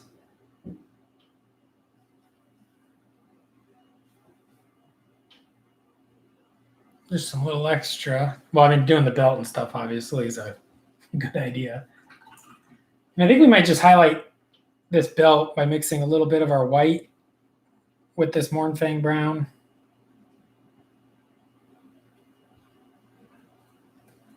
Or these pouches anyway.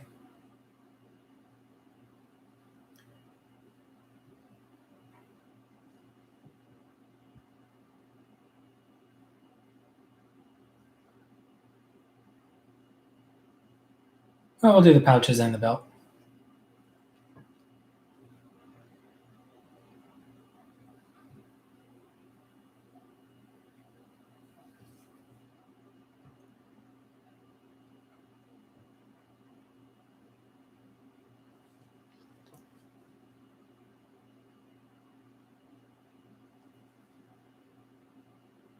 And now that I think about it, I know there's a couple things I'm missing here. One being go back to straight Mournfang brown and get this strap on his wrist.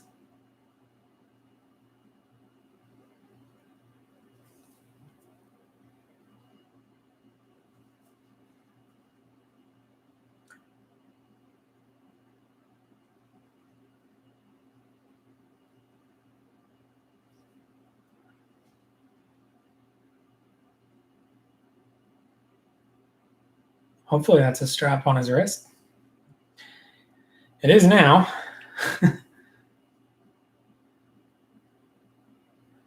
And he's also holding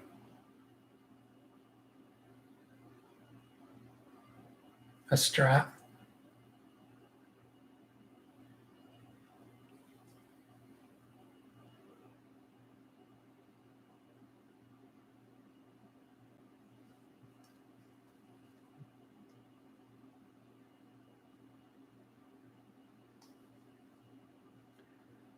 Okay, that's pretty cool. Go back to mixing a little bit of white in there. And we'll try to highlight what he's holding. And his little wrist strap.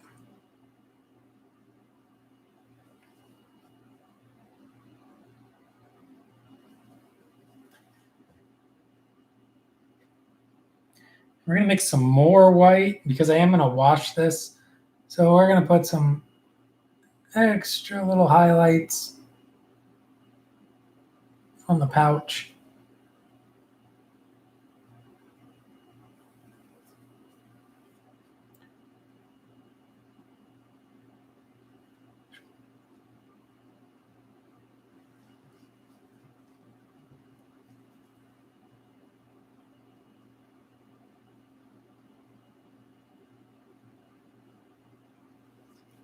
Which might have been too bright. Hopefully our wash just fixes it all magically for us.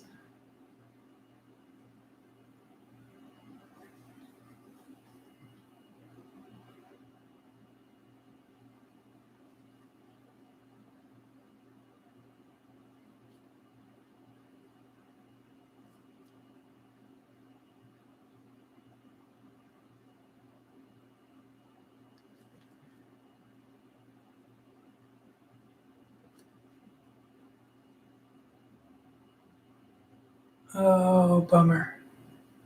Got a little bit on his shoulder.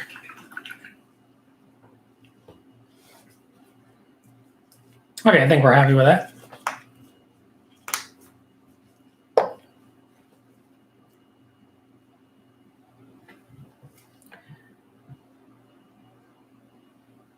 Go back and highlight / clean up anything we need to.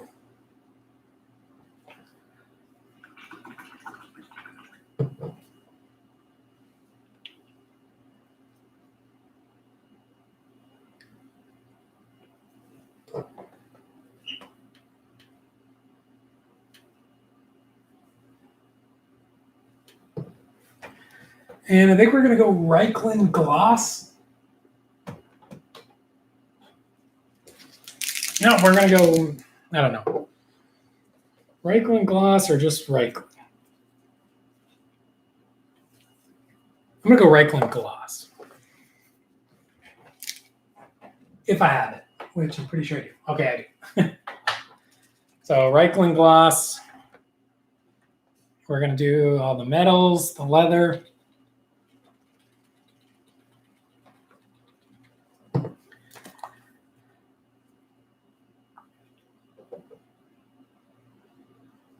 And I think we're going to use our little pointy makeup brush. This one. It's kind of pointy.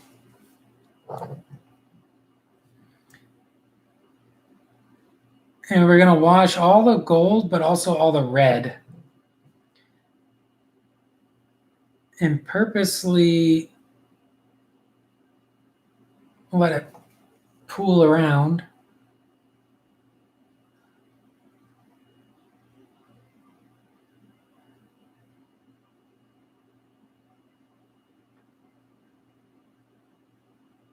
Oh, also all the leather pouches and stuff.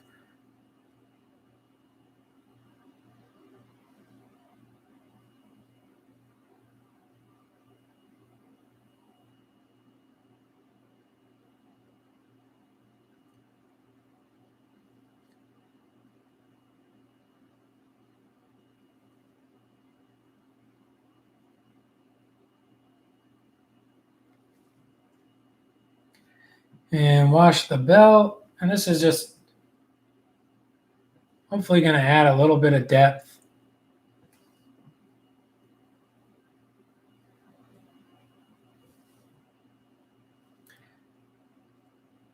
I'm not happy at all with the way the leather pouches came out. If you are painting for money, that's one thing that slows you down is like, I wanted to try something with the leather pouch. You know, I'm actually going to do this whole tabard with this gloss too. I keep accidentally touching it on there and it looks pretty good. So the, you keep trying stuff, and if it messes up, you got to go back and do it again.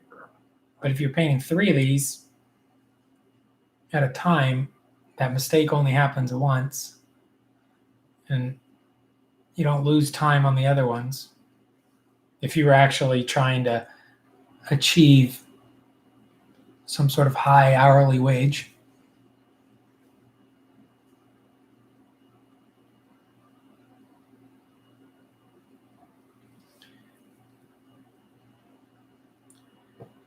Put a little bit on. Actually, we're going to do the whole shield again.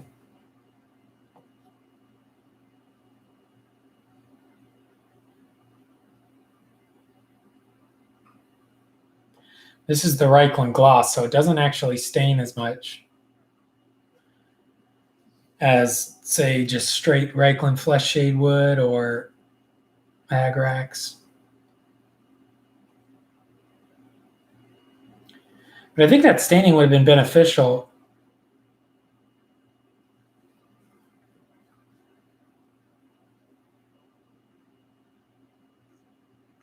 to help maybe blend some of the colors here.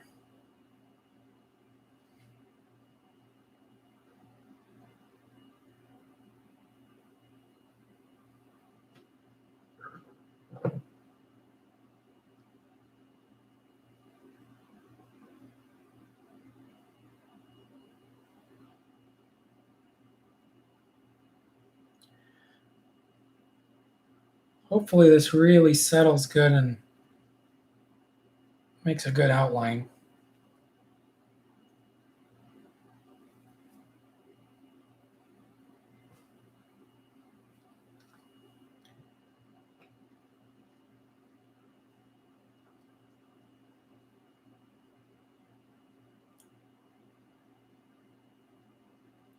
It's pooling a little bit heavy.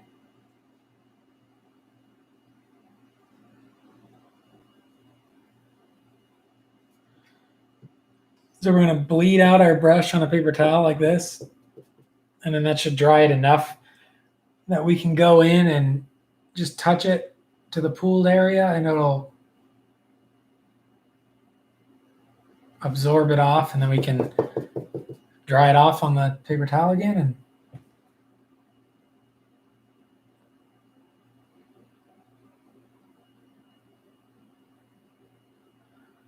And that's how we're going to remove the pools. Okay.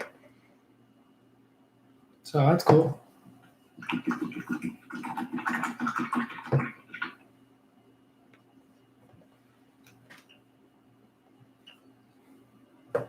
You know, who knows? This guy might. I think we'll probably put this guy up for 40 instead of 50. I'm not sure he's $50. I mean, we're going to still keep going on him, but.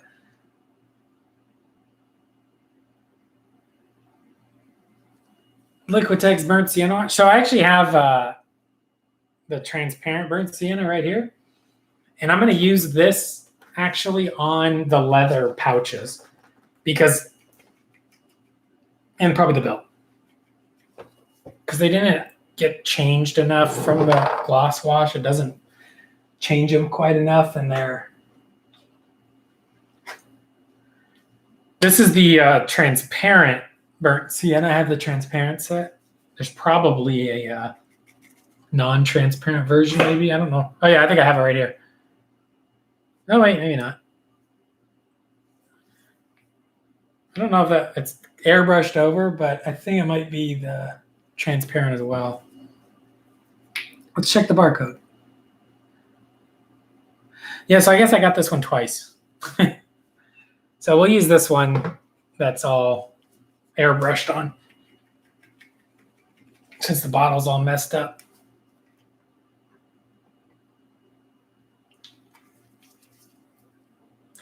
This actually works really well over like some different browns, like to make a leather jacket kind of look, or like a leather duster if you're doing like a cowboy.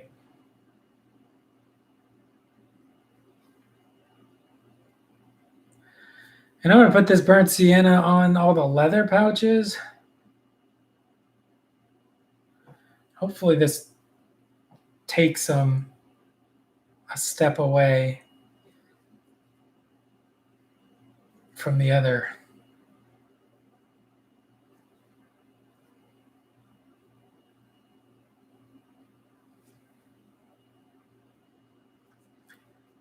Maybe on here too.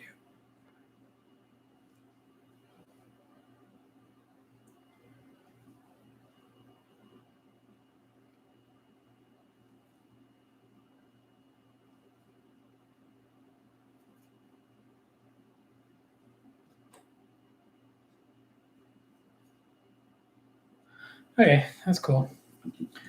Not a huge difference, but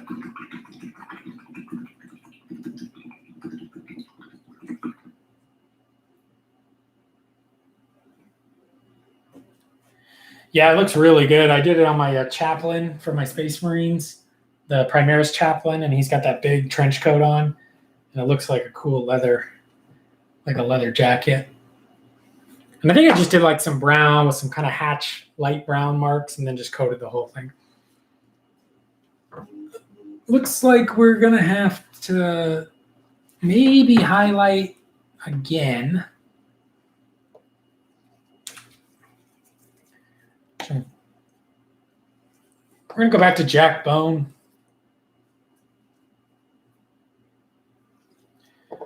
The lid popped off, so it's right here.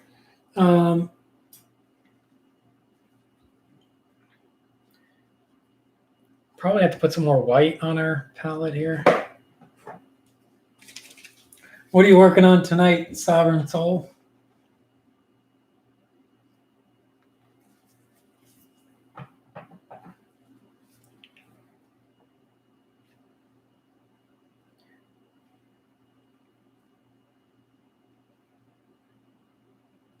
And mix a little white and Jack Bone, touch of water.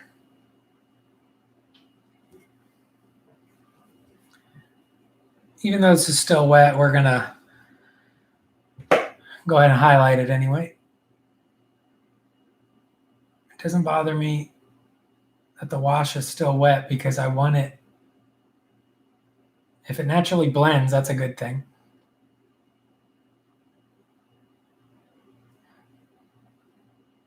And if it doesn't blend, then, well, it would have been the same as if we waited for it to dry anyway. And we're not doing like a heavy highlight like we had before.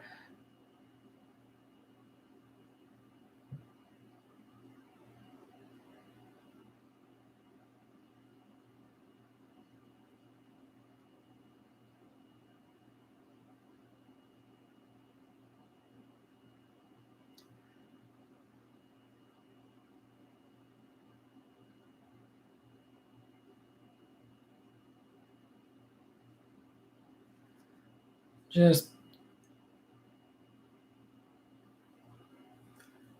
picking out the tabard a bit again. I think we'll leave the sides dark this time. But yeah, like redoing the tabard multiple times, redoing the copper and gold multiple times. Obviously, we did not achieve super speed. But I've only been going for about 2 hours. So even if I sell them for $40,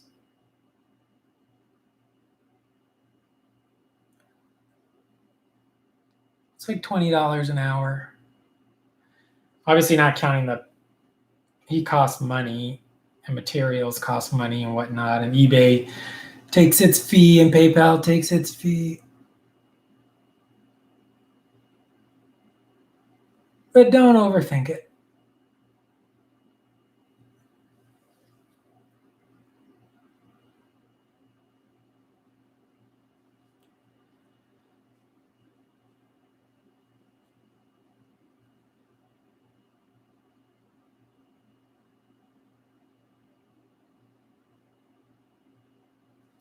Using the highlight to clean up any mistakes as well. And hopefully avoiding any new mistakes. Now we're going to take a lot of white and mix it in and do a few, hopefully final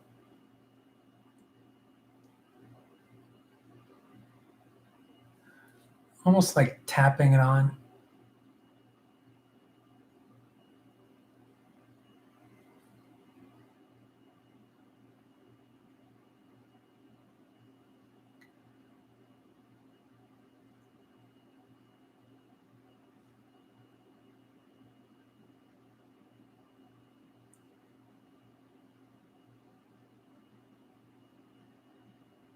And that's just to give us that one more touch of highlight. Now I think he'll be matte coated, so all this different gloss finish and stuff won't matter at all.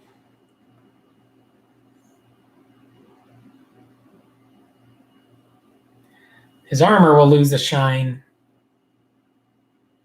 but he'll look better in photos. Oh, that looks crappy.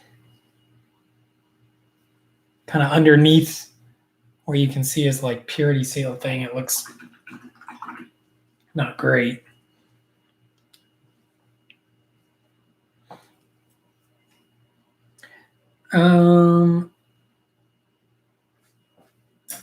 Just we're gonna use terracotta, and we might just put it in the pot here with the burnt sienna.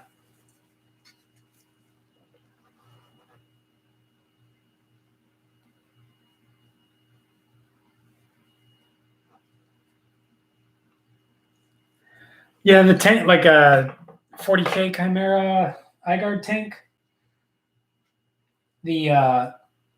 I hear you on that. The 40K vehicles, especially the older, well, not even the older ones, just they have some really flat panel type vehicles. Space Marines.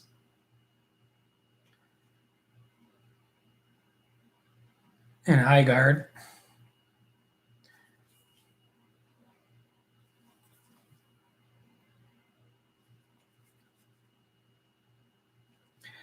I think I probably still have a little bit of, hopefully it's still wet. It's not.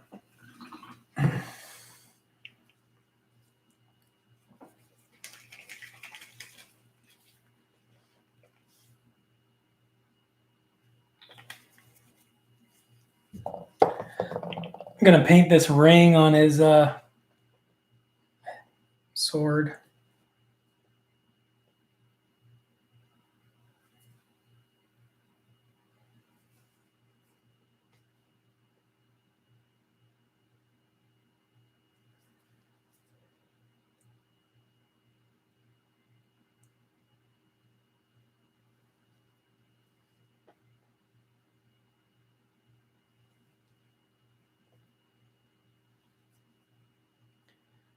Yeah, I think one of the better ways to hand brush a tank is a lot of stippling and dry brushing. But a lot of stippling to build up kind of that panel lighting effect. You can dry brush to edge highlight, but stipple to highlight centers of panels.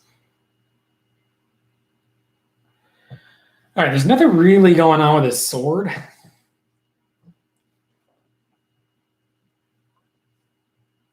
I'm going to just coat it with a bunch of this blue wash that we still got.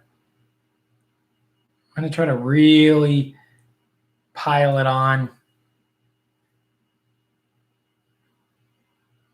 Can't really see the blue much anymore on his armor anyway.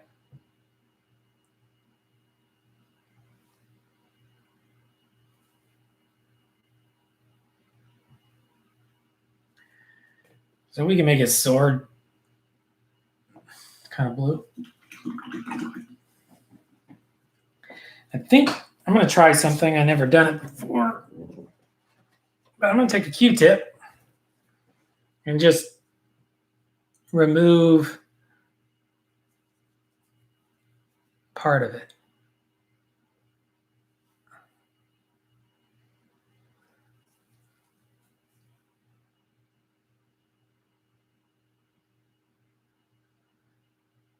Kind of how you would do like a power sword in 40K.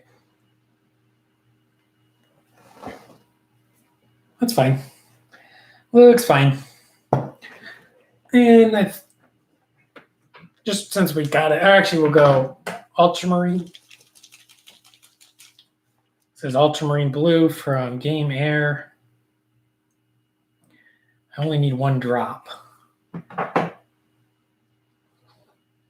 Switch back to the big size 6.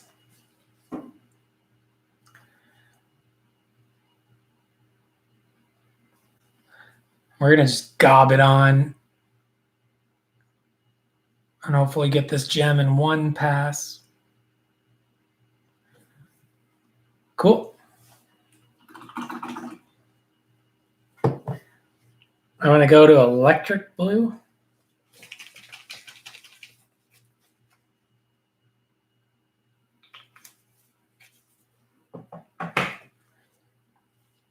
I think I'm going to flip him upside down.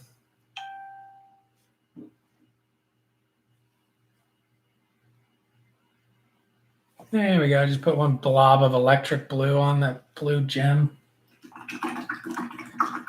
Perfect. Let that dry. Not perfect, really. I'll actually clean that up.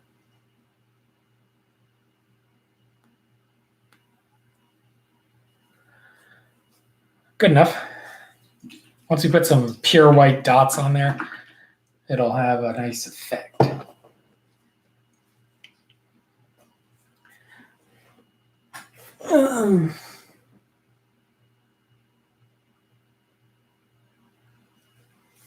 Yeah, you can't like really do brush strokes unless you do like lots and lots of thin coats. But it would be okay if you did stippling kind of builds a texture, but it also kind of takes a long time. It's a lot of stabbing with your brush. The Ghost dry brushes, I don't know if you were a backer on my Kickstarter.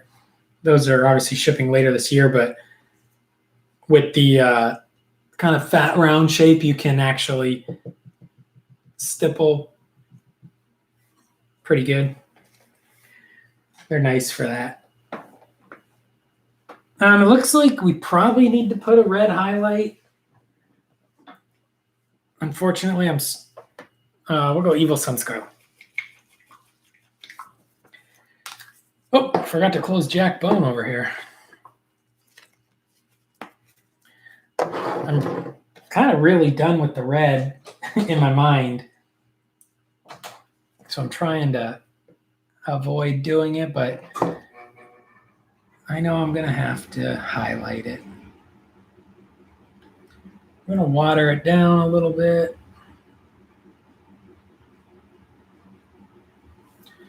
Do like a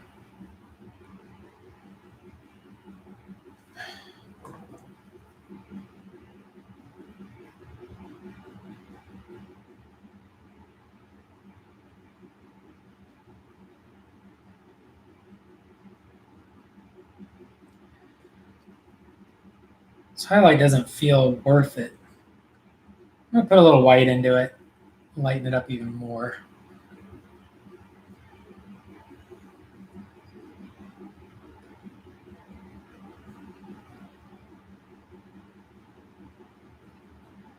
That way, if I'm going to highlight it, at least we can see it.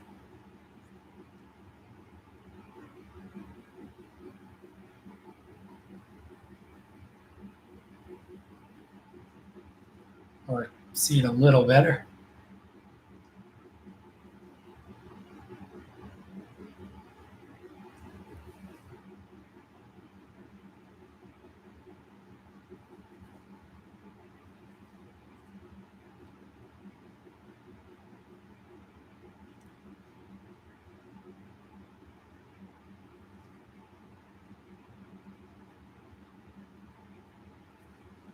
Kind of doing it standard edge highlight style.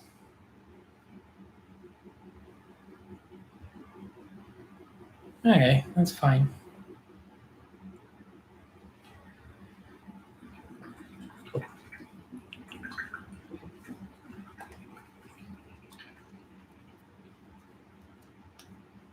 Yeah, any kind of big brush that's got, probably a lot of hair. It's kind of like dry brushing where you wipe most of the paint off on like your paper towel, and then instead of dry brushing back and forth, you're basically jackhammering it, kind of softly, but I can probably show you real quick. All right, so I got blue on the dry brush here. So I'm going to rub it off. And then hopefully we can see this.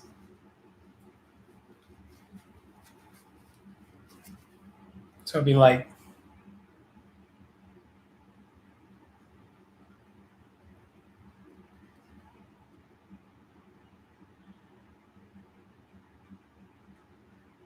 and it kind of fills it in, but it leaves lots of tiny little dot texture, kind of.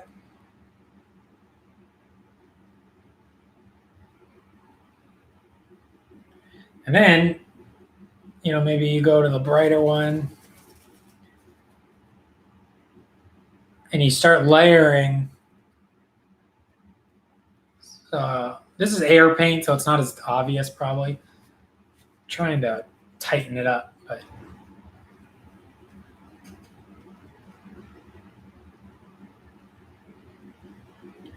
so eventually after you do layers and layers, it'll start to be almost like a solid color, but with lots of little like micro texture. It's a pretty cool way to do it, especially on like if you just each lighter color, you focus your stippling closer to the center of each panel. And, if you ever see when people airbrush highlight a tank and they it's dark on the edges, but in the center of each panel is almost like a bright spot. You can do that by stippling it, and you just stipple the brighter colors more and more towards the center each time.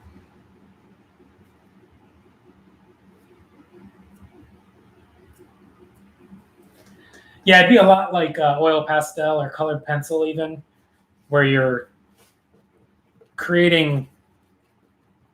layering color after color after color, and then just all of them together kind of create the finished texture with highlights. And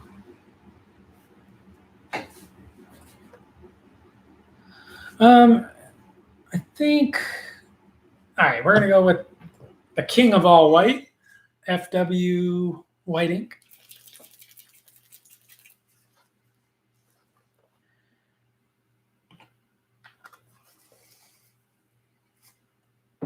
And this is just for one little touch of, no, two touches.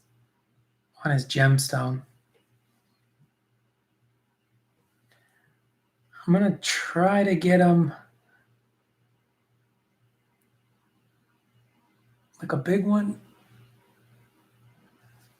and then a little one right underneath it. Cool.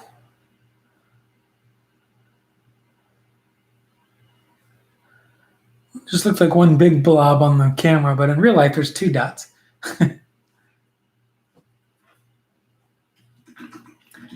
Not sure his shield is selling the dream here. Maybe we can highlight that a little bit too.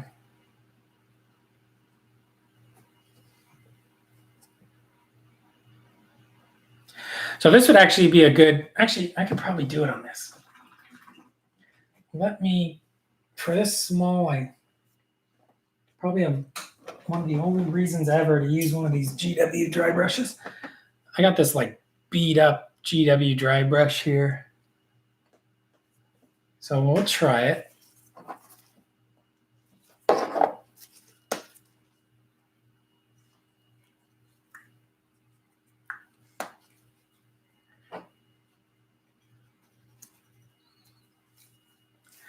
This might not work because there's almost no hair on this brush, but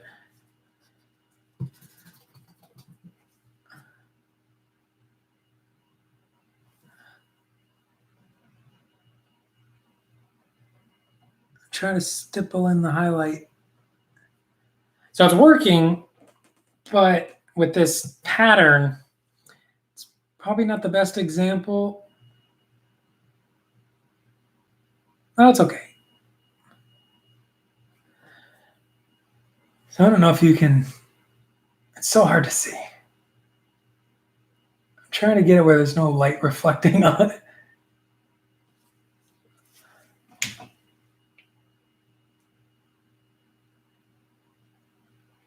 Well, you can kind of see, down here, it's like a stippled highlight, but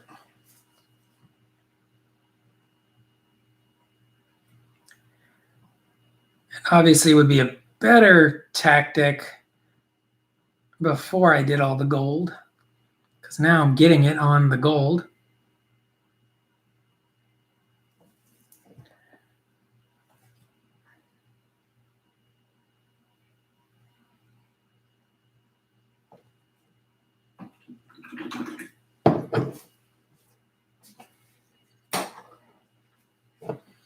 And we'll go back to the amber color, which is not my favorite gold highlight I've ever used, but we got to clean up the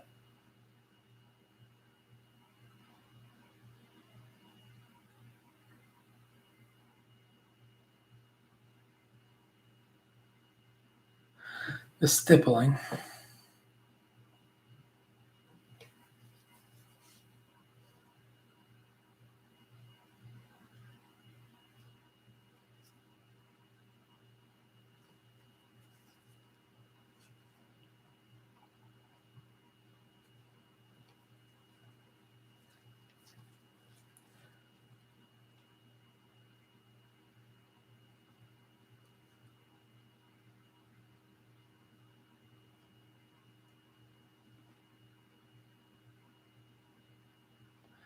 Yeah, I'd say I'm not super happy with this shield. I probably overcomplicated it.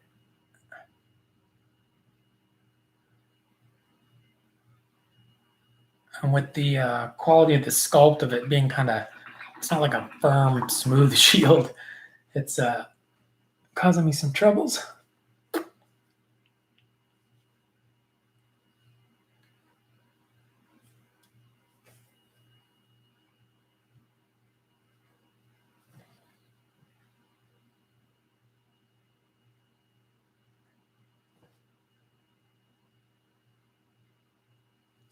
Put some highlights around his face. Even though it's a helmet, people are still going to want to look at the face.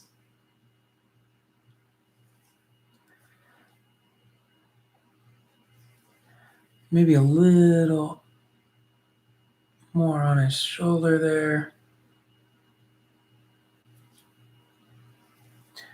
Definitely a little more on this shoulder that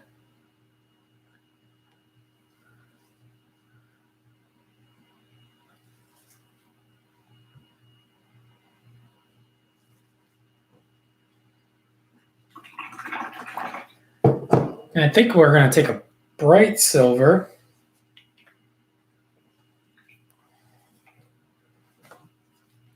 Right now we're at about 2 hours on him, but he's mostly done. I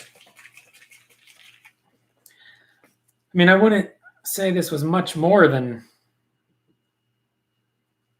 2 hours, and a lot of it's waiting for washes to dry and stuff. Not a lot this time, but there's some. Let me see if I can move these. Put some just silver on. I'll just turn it. Put some silver on my paper towel here.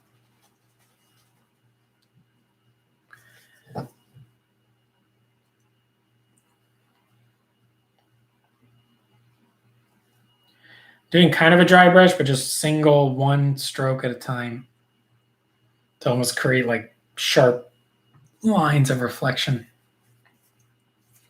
Let's see, they went that way. I guess we'll go this way.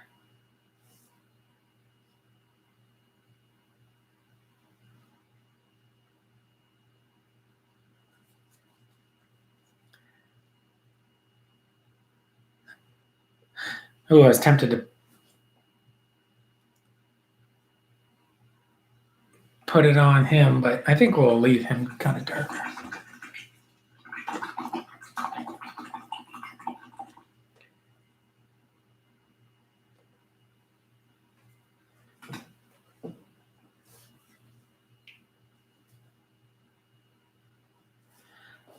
Yes, I mean that stipple highlight on the shield definitely leaves texture behind, but it can look kind of cool on like armor or beat up metal. Pretty sure people do it a lot in scale modeling. Or another thing you could look up if you have oil paint is how those scale modelers use those like dot filters. So they'll like kind of base coat in the tank and then use oil paint and kind of different colors to smear around. It's called a dot filter, I believe.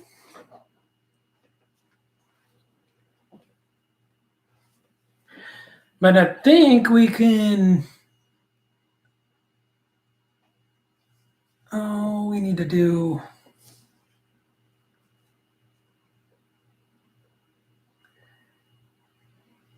I need to do the little squiggly lines on his scroll. I'll go black. I'm going to go carbon black.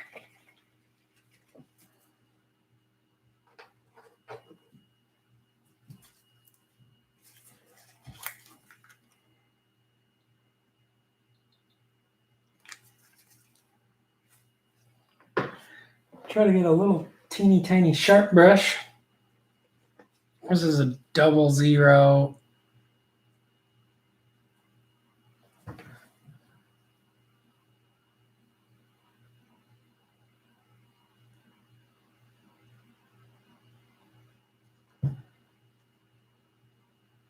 There we go. Cool. Oh, darn it. Shouldn't have rinsed that yet. Got this little one here too.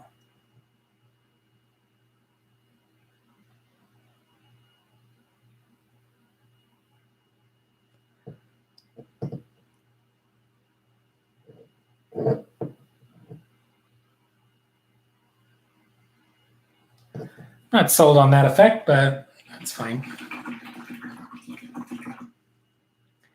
Yeah, I think his armor would look really cool if we hit him with a panel line or a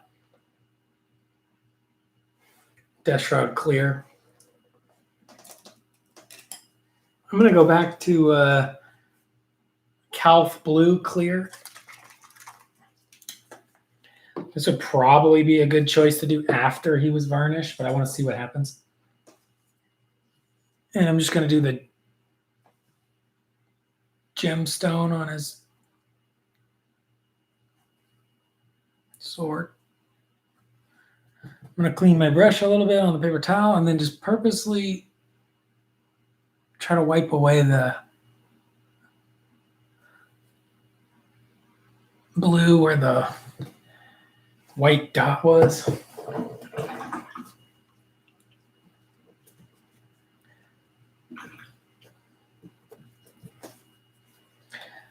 That worked okay. I don't know if this, probably not a good idea, but we're going to do it anyway.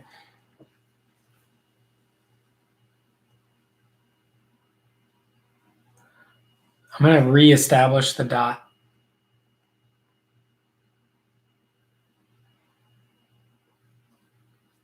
Cool.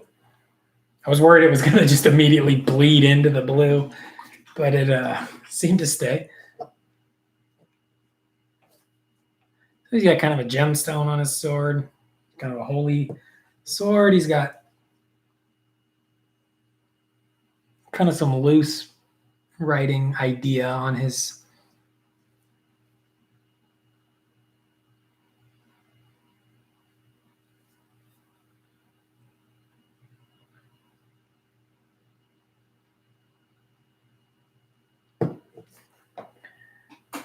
and I think he's about done. I think we could go with Elmer's glue. Somehow I'm like used a ton of, I have my wet palette out and I still end up using like a whole bunch of bottle caps. I actually need to get new paper on my wet palette. It's been used a lot. I was going to do it right after I finished my Dire Avenger Squad, but I just haven't done it yet. Because I do actually want to clean it pretty good. So I need to start that a little earlier in the day. I'll put some rubbing alcohol onto it, make sure, or hope, prevent if there's any bacteria on the sponge. All right, Elmer's glue.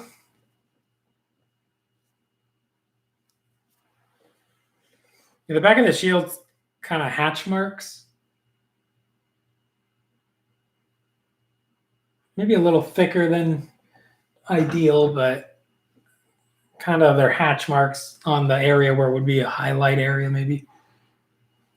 I'm going to skip flock and just go straight static grass.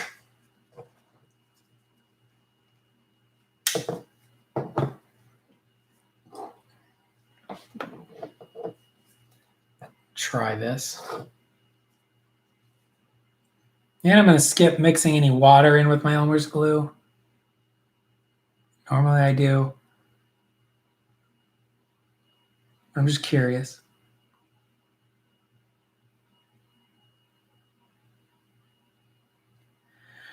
I've been actually thinking about it. It's probably better to use super glue for this. If you can get it where you want. I mean, obviously it'll destroy your paintbrush. So if you can get it where you want without destroying a paintbrush, it would be better, because then in the future you could actually rinse off your miniature if you had to. Like when it gets dusty, you could rinse off your miniature and not worry about the Elmer's glue reactivating. Chalmers glue does reactivate in water.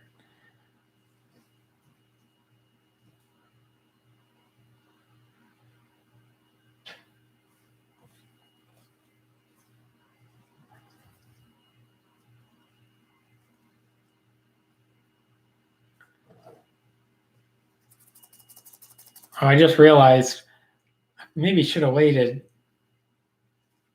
just in case any paint is wet on him. This static grass is going to stick to the wet paint, but it looks like we're going to be safe.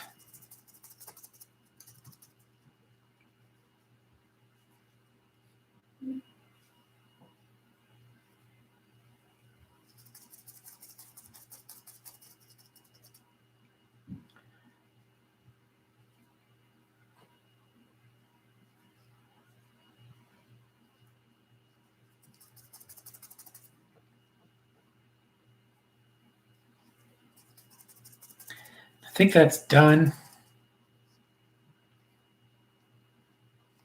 Maybe a little more over here.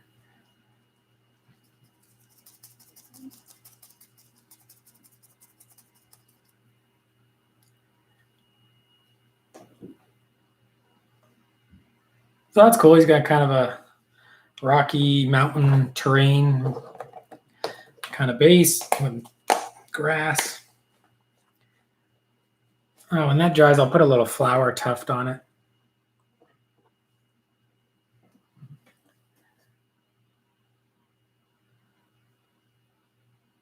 But tonight we've been streaming for 2.5 hours. Obviously, I had to go over some of the details a little bit extra. Apparently, I got a big blob of white paint on his leather pouch. So now I got to fix that. Don't know how I did that.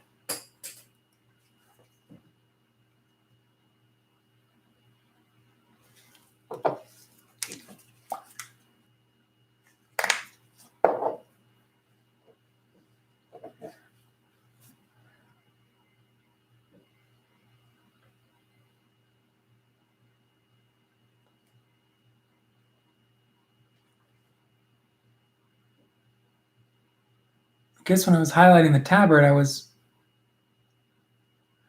a little reckless over here. Geez, I really got it all over.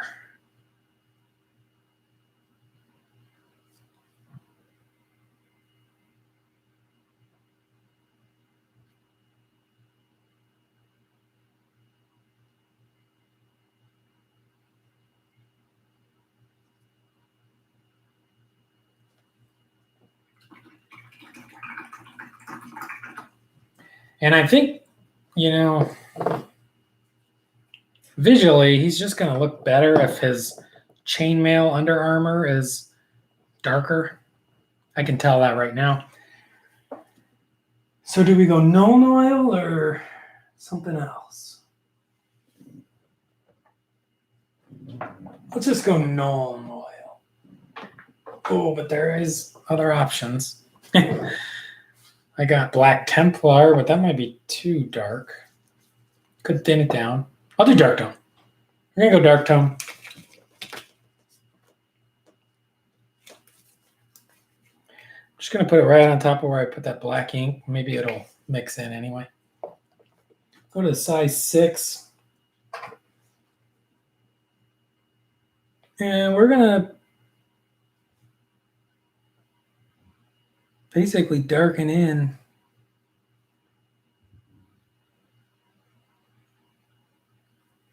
We're going to reinforce any shadows, basically. Especially where his chainmail is showing. The original plan was that chainmail would be much darker than him. And we kind of lost sight of that, I guess.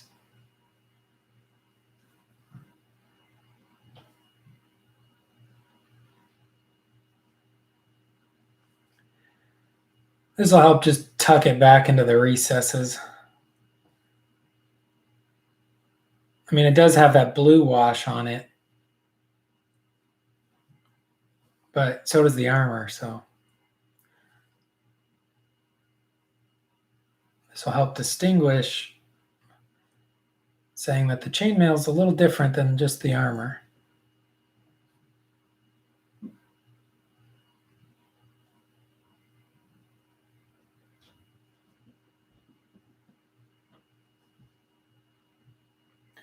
Yeah, I have the transparent set. So I have the transparent burnt umber and the transparent raw sienna. I gotta grab it off the ground, but I'll show you this cool thing I got.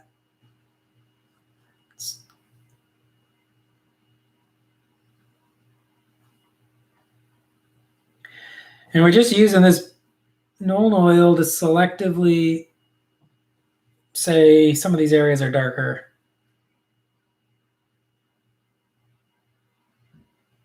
Mainly the chainmail areas, but if I see some big, bright armor panels, it's worth it to put a line of the old Nuln oil there.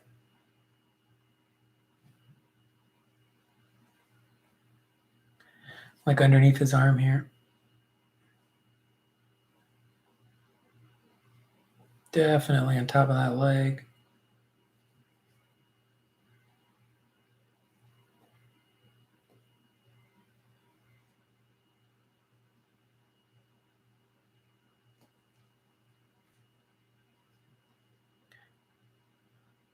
Yeah, I bought the muted set, the Liquitex muted ink set. I haven't tried it yet. I think it'd be cool though, for maybe some demons or something.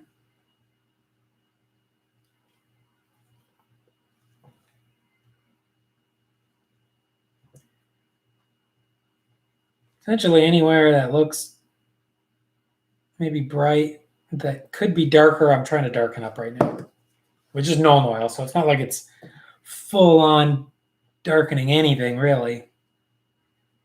It's a pretty subtle effect once it dries. Nuln oil doesn't overly stain or nothing.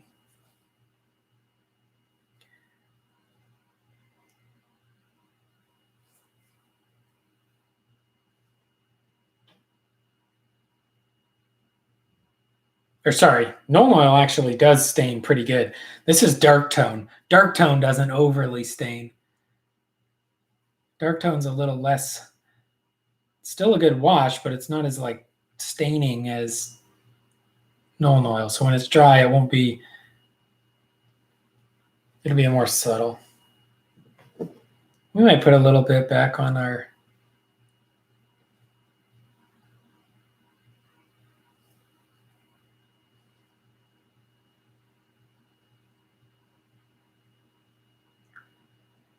hilt of our sword here. Or not hilt, but blade.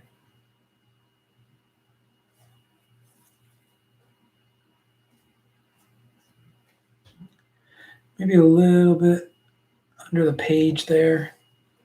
Actually, maybe completely surround the page.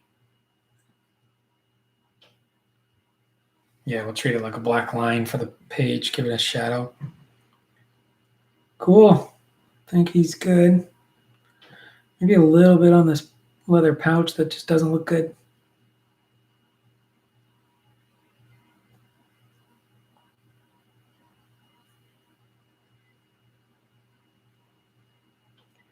It's like the sculpt of that leather pouch and this one, plus my paint job of it is like not winning. I'm going to also darken the bottom of his hilt. Just right where it turns gold and there's that gemstone. That's just to help create a darker area next to where that gemstone comes out. Make it pop a little more. Cool. I think he looks pretty good.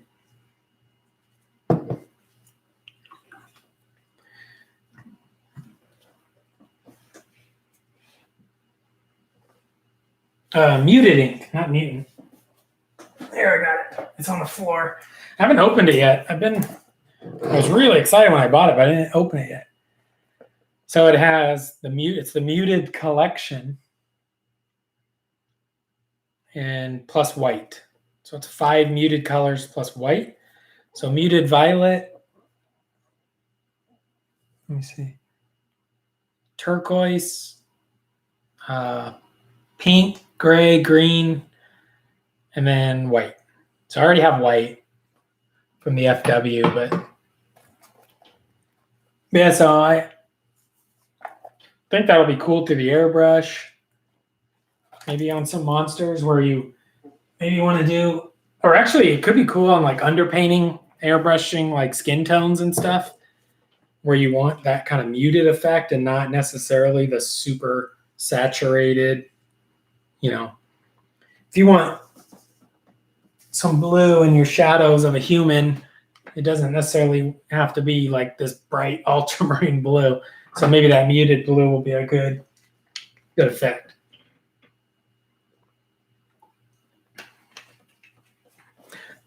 I think we'll put a little flower on him. I'm gonna put one of the big flowers. He doesn't. I don't use these as much. I'm gonna put a big flower right on his base, right there. I do super glue with tufts.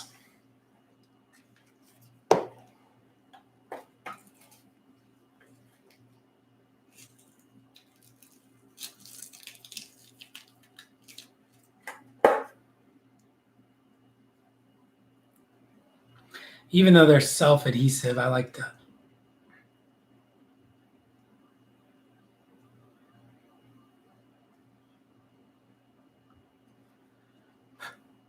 Push it down. There you go. Now he's got a little flower on his base.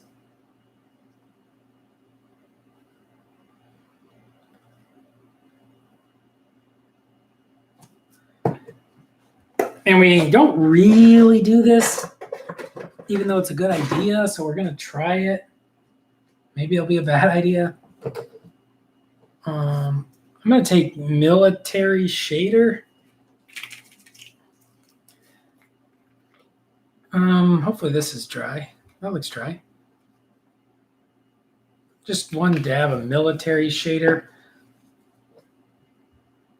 And I'm just going to apply it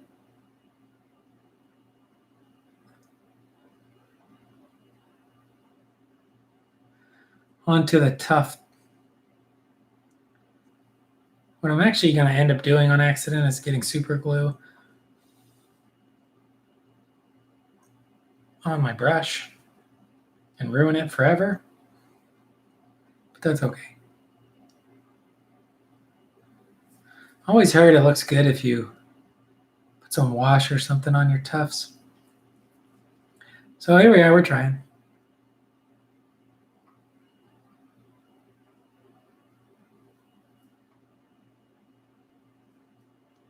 All right, yeah, it added a little bit of shadow in there. So that's kind of cool. Hopefully I didn't get super glue on my brush. And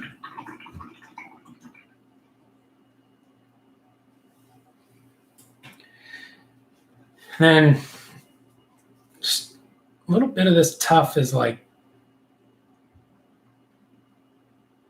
way out there. So there we go. I'm going to pull it off. There you go. He's got little flowers on his base. I'd say he's done. There's probably some more you could do. I don't know if he'll sell or what he'll sell for once he's matte coated.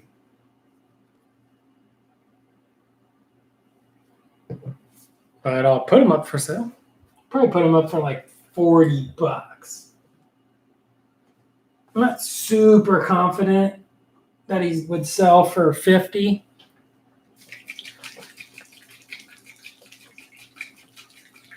And maybe I'll put him up for 50. I don't remember what he cost exactly.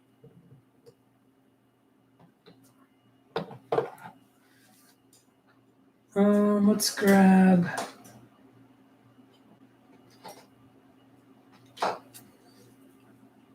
I'll just use the wash brush. I need to find a new good brush for the rims. Like the ghost brushes I have are pointy, so it's not great for doing the rim because that point is so pointy, kind of finds its way up on the side or up over the side. Kind of want a fat round with no point. This beat up wash brush is kind of good because it's beat up. GW's brushes, the points are always lost.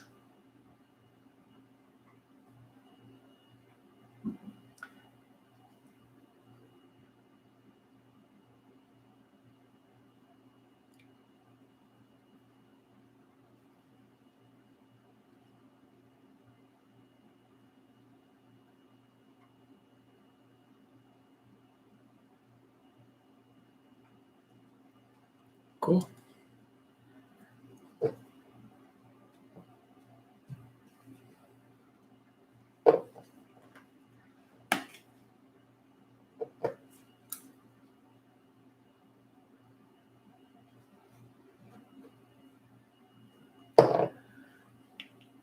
All right, we got the rim painted. I got a tuft on him. I think he's ready to get hit with the ultra flat. But we'll probably do that tomorrow. I like to let him dry and then probably hit him with the ultra flat during the day so he can have at least 8 hours or more to be untouched while the varnish dries. But there he is. He's all right. Should have maybe showed him off a little bit before I painted the rim. Because now I can't hold him by the rim, but that seems kind of like the sweet spot for focus.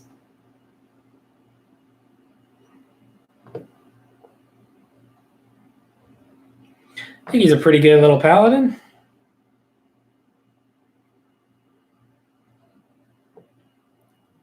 Hopefully he finds his way to a D&D table. Oh, I got one of these little fake flowers from my tuft just stuck to the side of my base. Might have to fix that after it dries.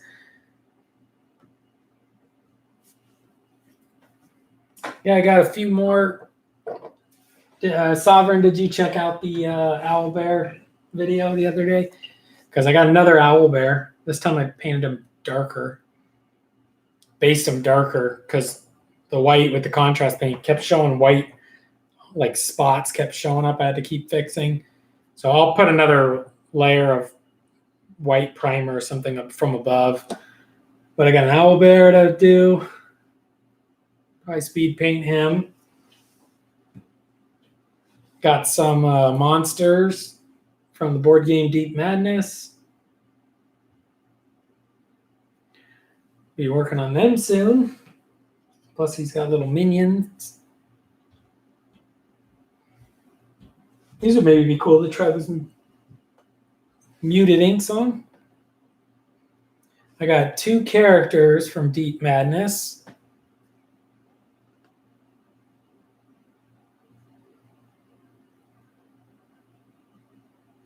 Two girls here. And then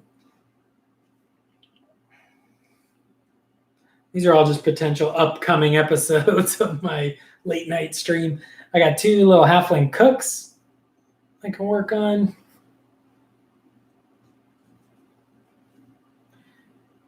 This, I'm kind of trying to finish up a few projects before I start these guys, but I got the a squad of 10 swooping hawks that I really want to jump in on.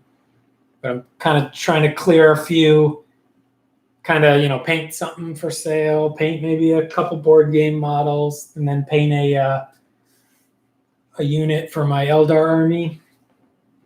At some point, I really need to finish these guys too. I got I think they're from Song of Ice and Fire, but I'm just painting them up to sell as little like RPG, NPC kind of city guard or whatever. What up, Eric? You missed all the exciting painting.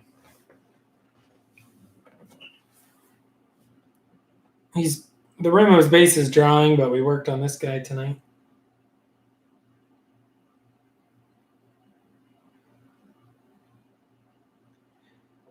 And finished him. And he just needs to be varnished. He'd probably actually, with his metallic armor, maybe actually look better with a satin coat than a matte coat. But I don't know. I might matte coat him.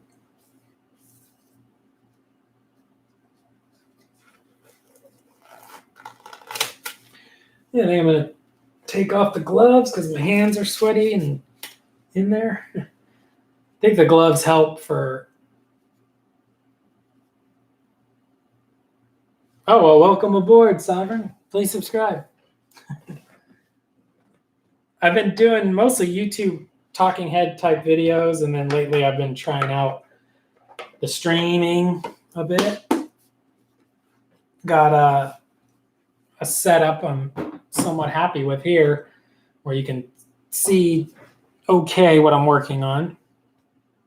I do have a nicer camera that when I learn how to use it and get the hookup to stream with that, then I might be able to really show what I'm working on.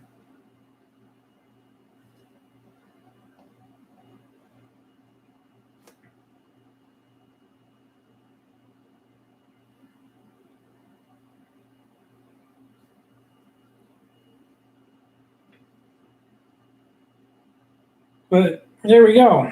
An easy $50.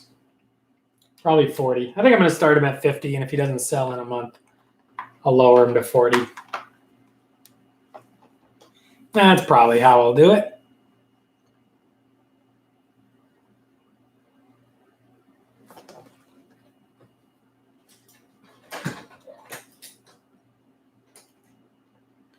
One thing with my streaming setup this way, I think it looks okay, but all this area is normally filled with crap.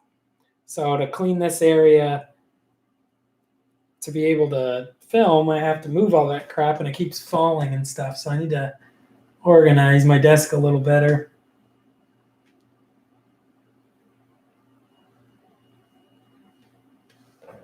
I'm sure it's an okay problem, but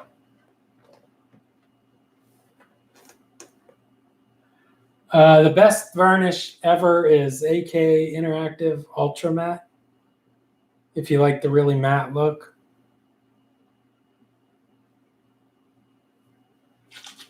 It's liquidy, like you can hear it. You can shoot it right through the airbrush. I also just picked up their gloss, which I'm going to maybe use on, I don't know if it adds more protection, but maybe do a layer of gloss and then a layer of the Ultra Matte. I just spray it through my airbrush. But the Ultra Matte's so matte, it will turn your metallics almost non-metallic. Like it'll turn metallics, it takes away like all the shine. So a lot of people might not like that. The Mecha Satin's pretty good. That's not it. Oh, that's the gloss, whatever. I have it. I know I do. This one, the Mecha Satin. This is normally what I would use on my board game miniatures. I feel like when varnish has a little more gloss in it, it's more protective. I don't know if that's a myth or if that's true.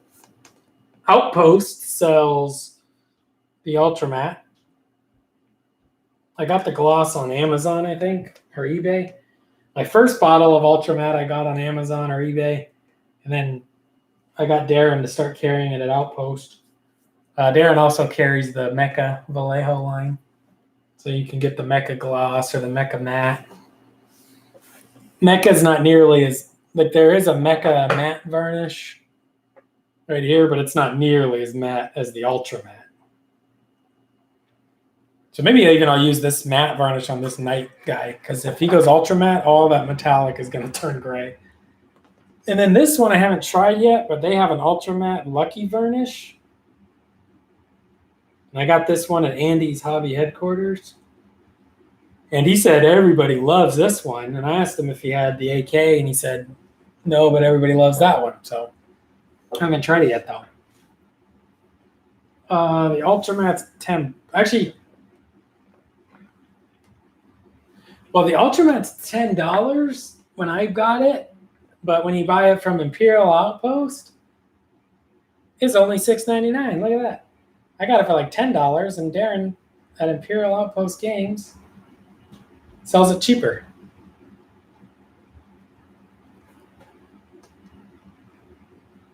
$7, $3 less.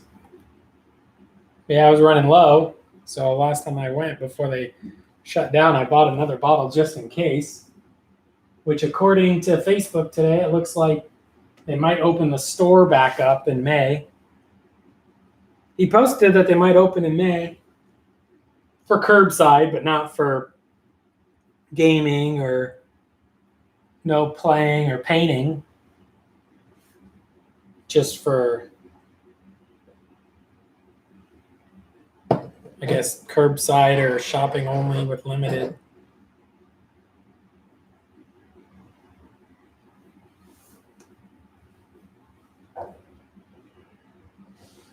You know, while I got this blue wash, I don't have my glove on, obviously, but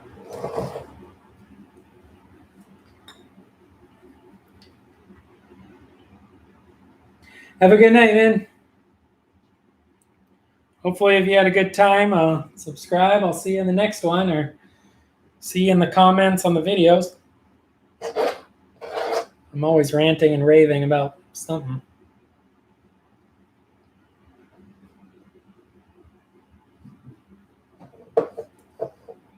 I got this giant bottle cap full of this blue wash I made for this guy's armor. So we're going to use it on this guy's, since it's just going to go to waste if I don't.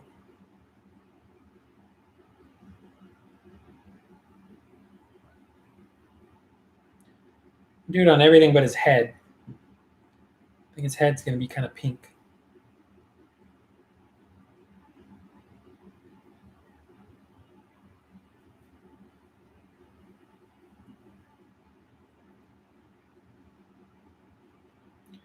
It's really kind of nice to have a beat up GW wash brush that you don't care about, because then you can really slap on this wash, not worrying about damaging my brush, because the brush is already damaged, because that's what they do. Seems like the GW ones sometimes can last a long time, and sometimes they're just destroyed immediately.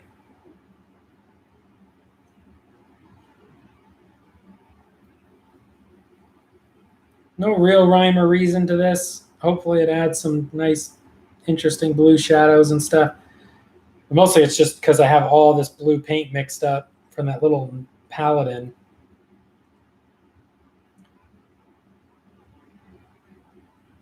And it's just going to go to waste. So instead of letting it waste, we'll try it out.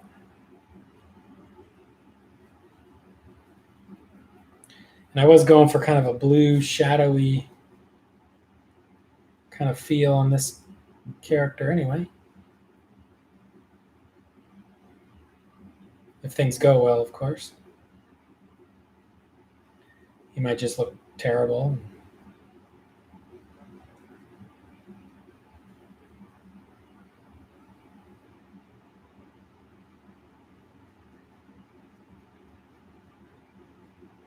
Did the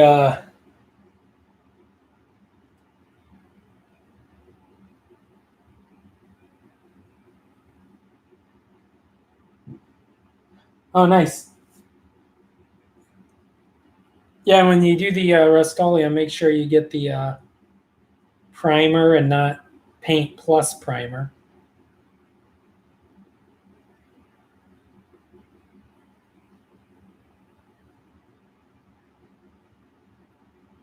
I always have trouble. Well, not always. I only bought it once on accident. But the can of the Paint Plus primer seems to cause nothing but problems.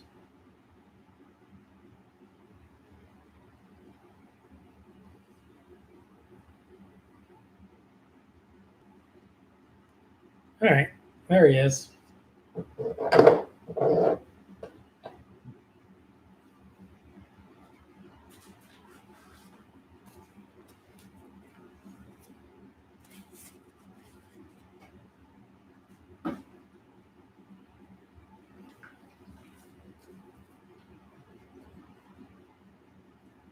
Yeah, I think 50 or 60 would be good.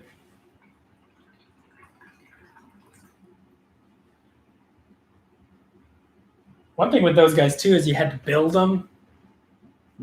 Building always takes time. I know the Star Wars guys are a little easier to build, I think. I don't know for sure. But if you took that building into account, you'd probably want to go closer to 60 maybe instead of 50.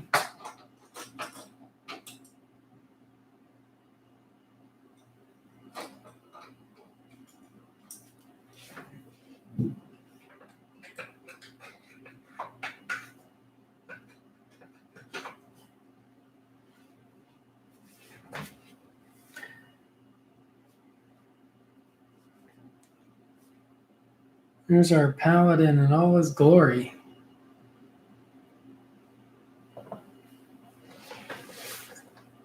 Not too bad for a night's work.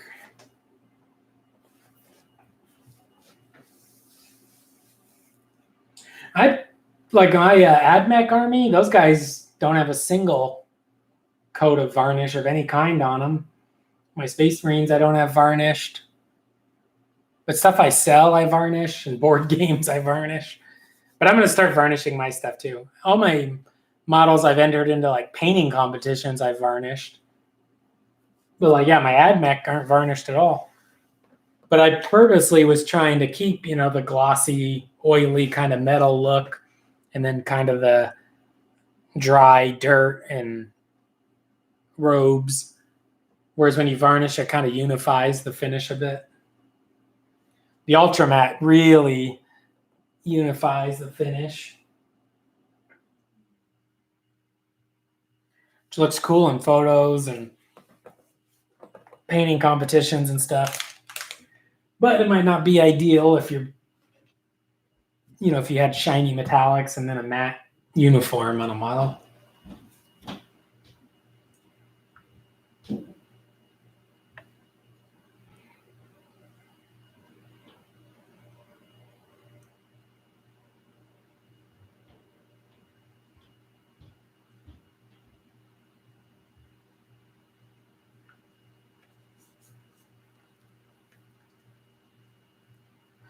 Well, yeah, that's like a lot of people, so it's more work, obviously, but with this, it's so powerful.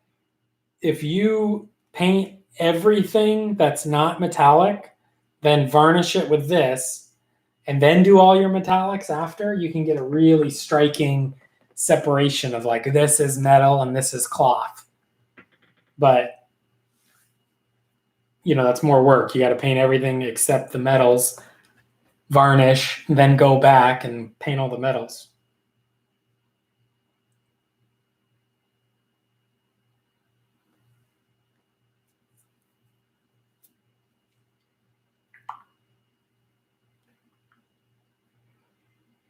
I haven't tried it, but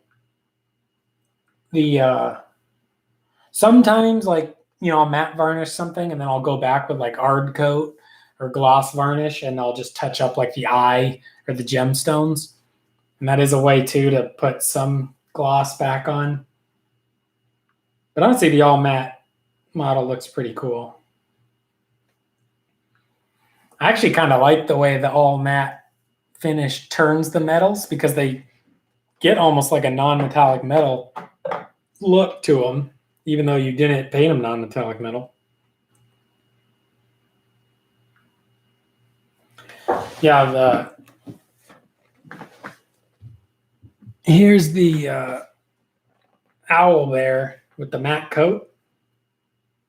I don't know, did you watch the video where I painted this guy, or did you see that? I mean, look how much easier and better he shows up on camera now that he's all matte coated. I mean, he looks pretty awesome.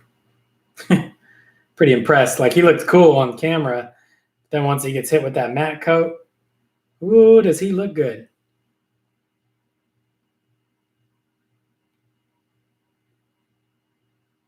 Yeah, that's the, I don't know where the focus is, maybe there.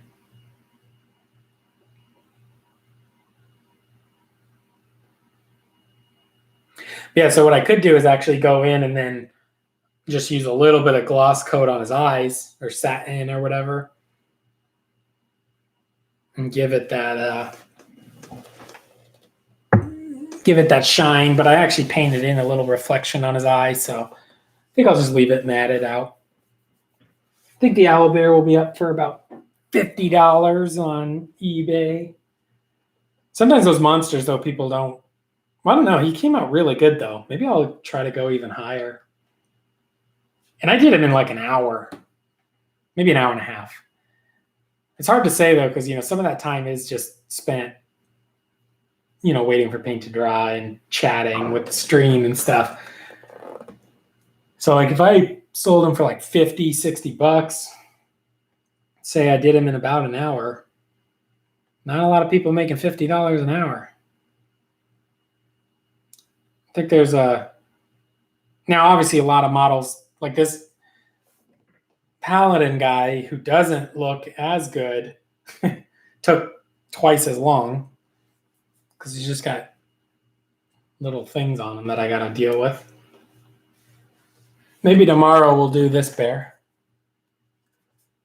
Zane was saying in the chat earlier, or last night or whatever, that he suggested maybe like a swamp bear. He suggested two, a swamp owl bear or a raccoon owl bear. Now, I think the raccoon one would look really, really good, but I kind of want to try the swamp one for fun. And then one day when I get another owl bear, I'll try the raccoon one.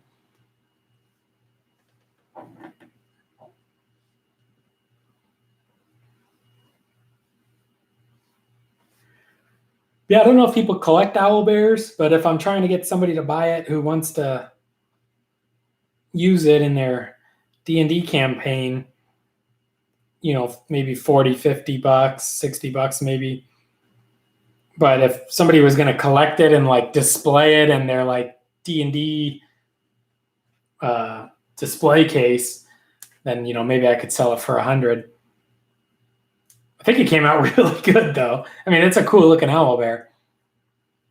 Maybe I put it up for $100 and just see, because if it doesn't sell, I don't have like a ton of models up for sale, but stuff sells every now and then. All you got to do is go search painted miniature or painted D&D miniature on eBay, and then switch your view to sold listings only. You can see, stuff's selling. I check it quite a bit.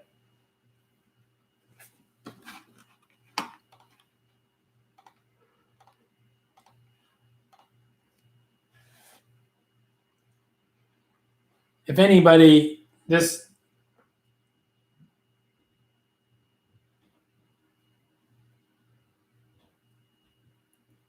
yeah, I've been selling paintbrushes and stuff. I think I got 2 orders of paintbrushes I need to ship out. Just on eBay, just single sets. Obviously, none of the retailers are ordering right now from me.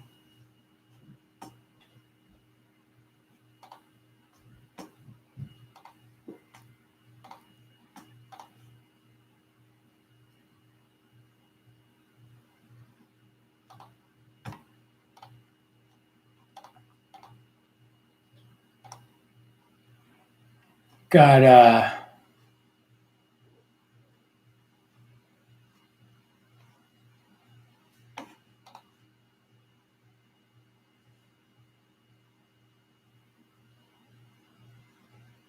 selling ghost brushes. I don't have a wash brush. The size 6 is pretty good for it. But if the size 6 is holding a point, then you might as well keep it for using it because it has a nice point still. instead of a wash brush.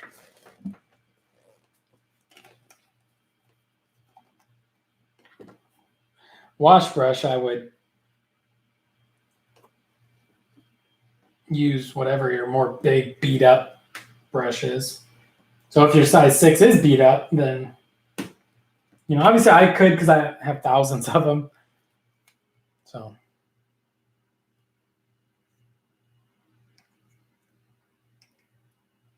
And actually, I'm going to test something.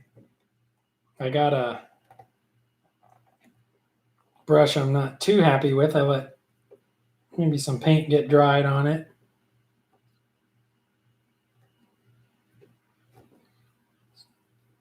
So I think we're going to leave this. So overnight, I'm going to try this out. Brush cleaner and restorer, Winsor Newton. I stuck a brush on some poster tack and submerged it. And I have a feeling the wood's going to absorb a lot of this and maybe damage it quite a bit for leaving it soaking like this. But we're going to see what happens. So maybe that'll soak and completely be brand new when it's done. I haven't tried that yet, I don't think. Always looking for some kind of brush cleaner that's going to be the best cleaner ever. I got some other stuff too, Vallejo brush restorer. Seems like the best bet is you just use this when you're done painting and give your brushes all a rinse. But I don't do that every time. Although if you do, it does help. But I kind of have an abundance of paintbrushes, obviously. And I still end up using the same ones just over and over again. I mean, these two I've put through the ringer for months, and they're still good.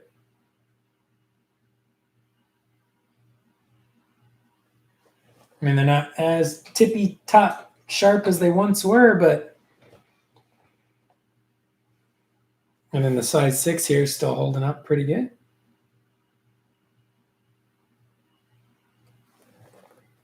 Oh yeah, the unicorn one. Yeah, I think that's kind of just somebody else's version of this, something like this kind of brush soap and conditioner.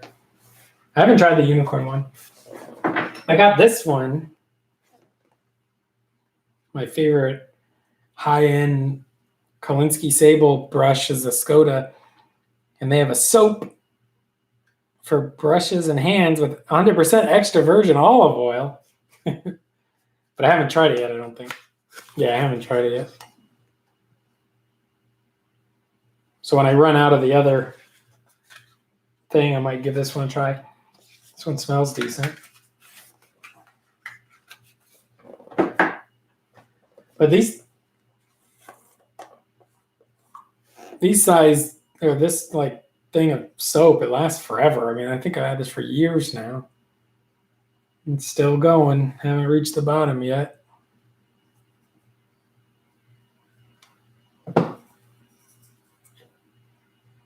Still a lot of soap left. Could maybe flip it over, get kind of the clean side.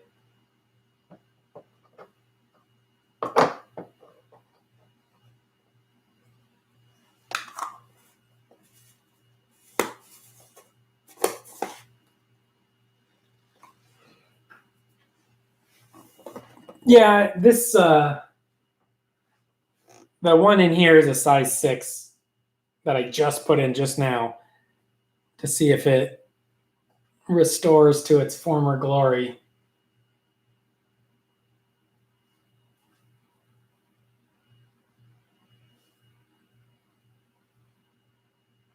But yeah, that one's pretty beat up. I let paint dry in it so it's not holding its tip as well.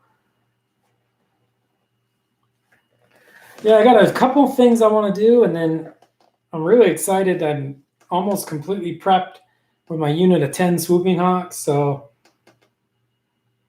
that'll probably be a multiple, at least a week, I would think, to do 10 swooping hawks. Some of it will probably be airbrush base coats. All right, I've been going for about 3 hours, so I think I'm going to shut it down.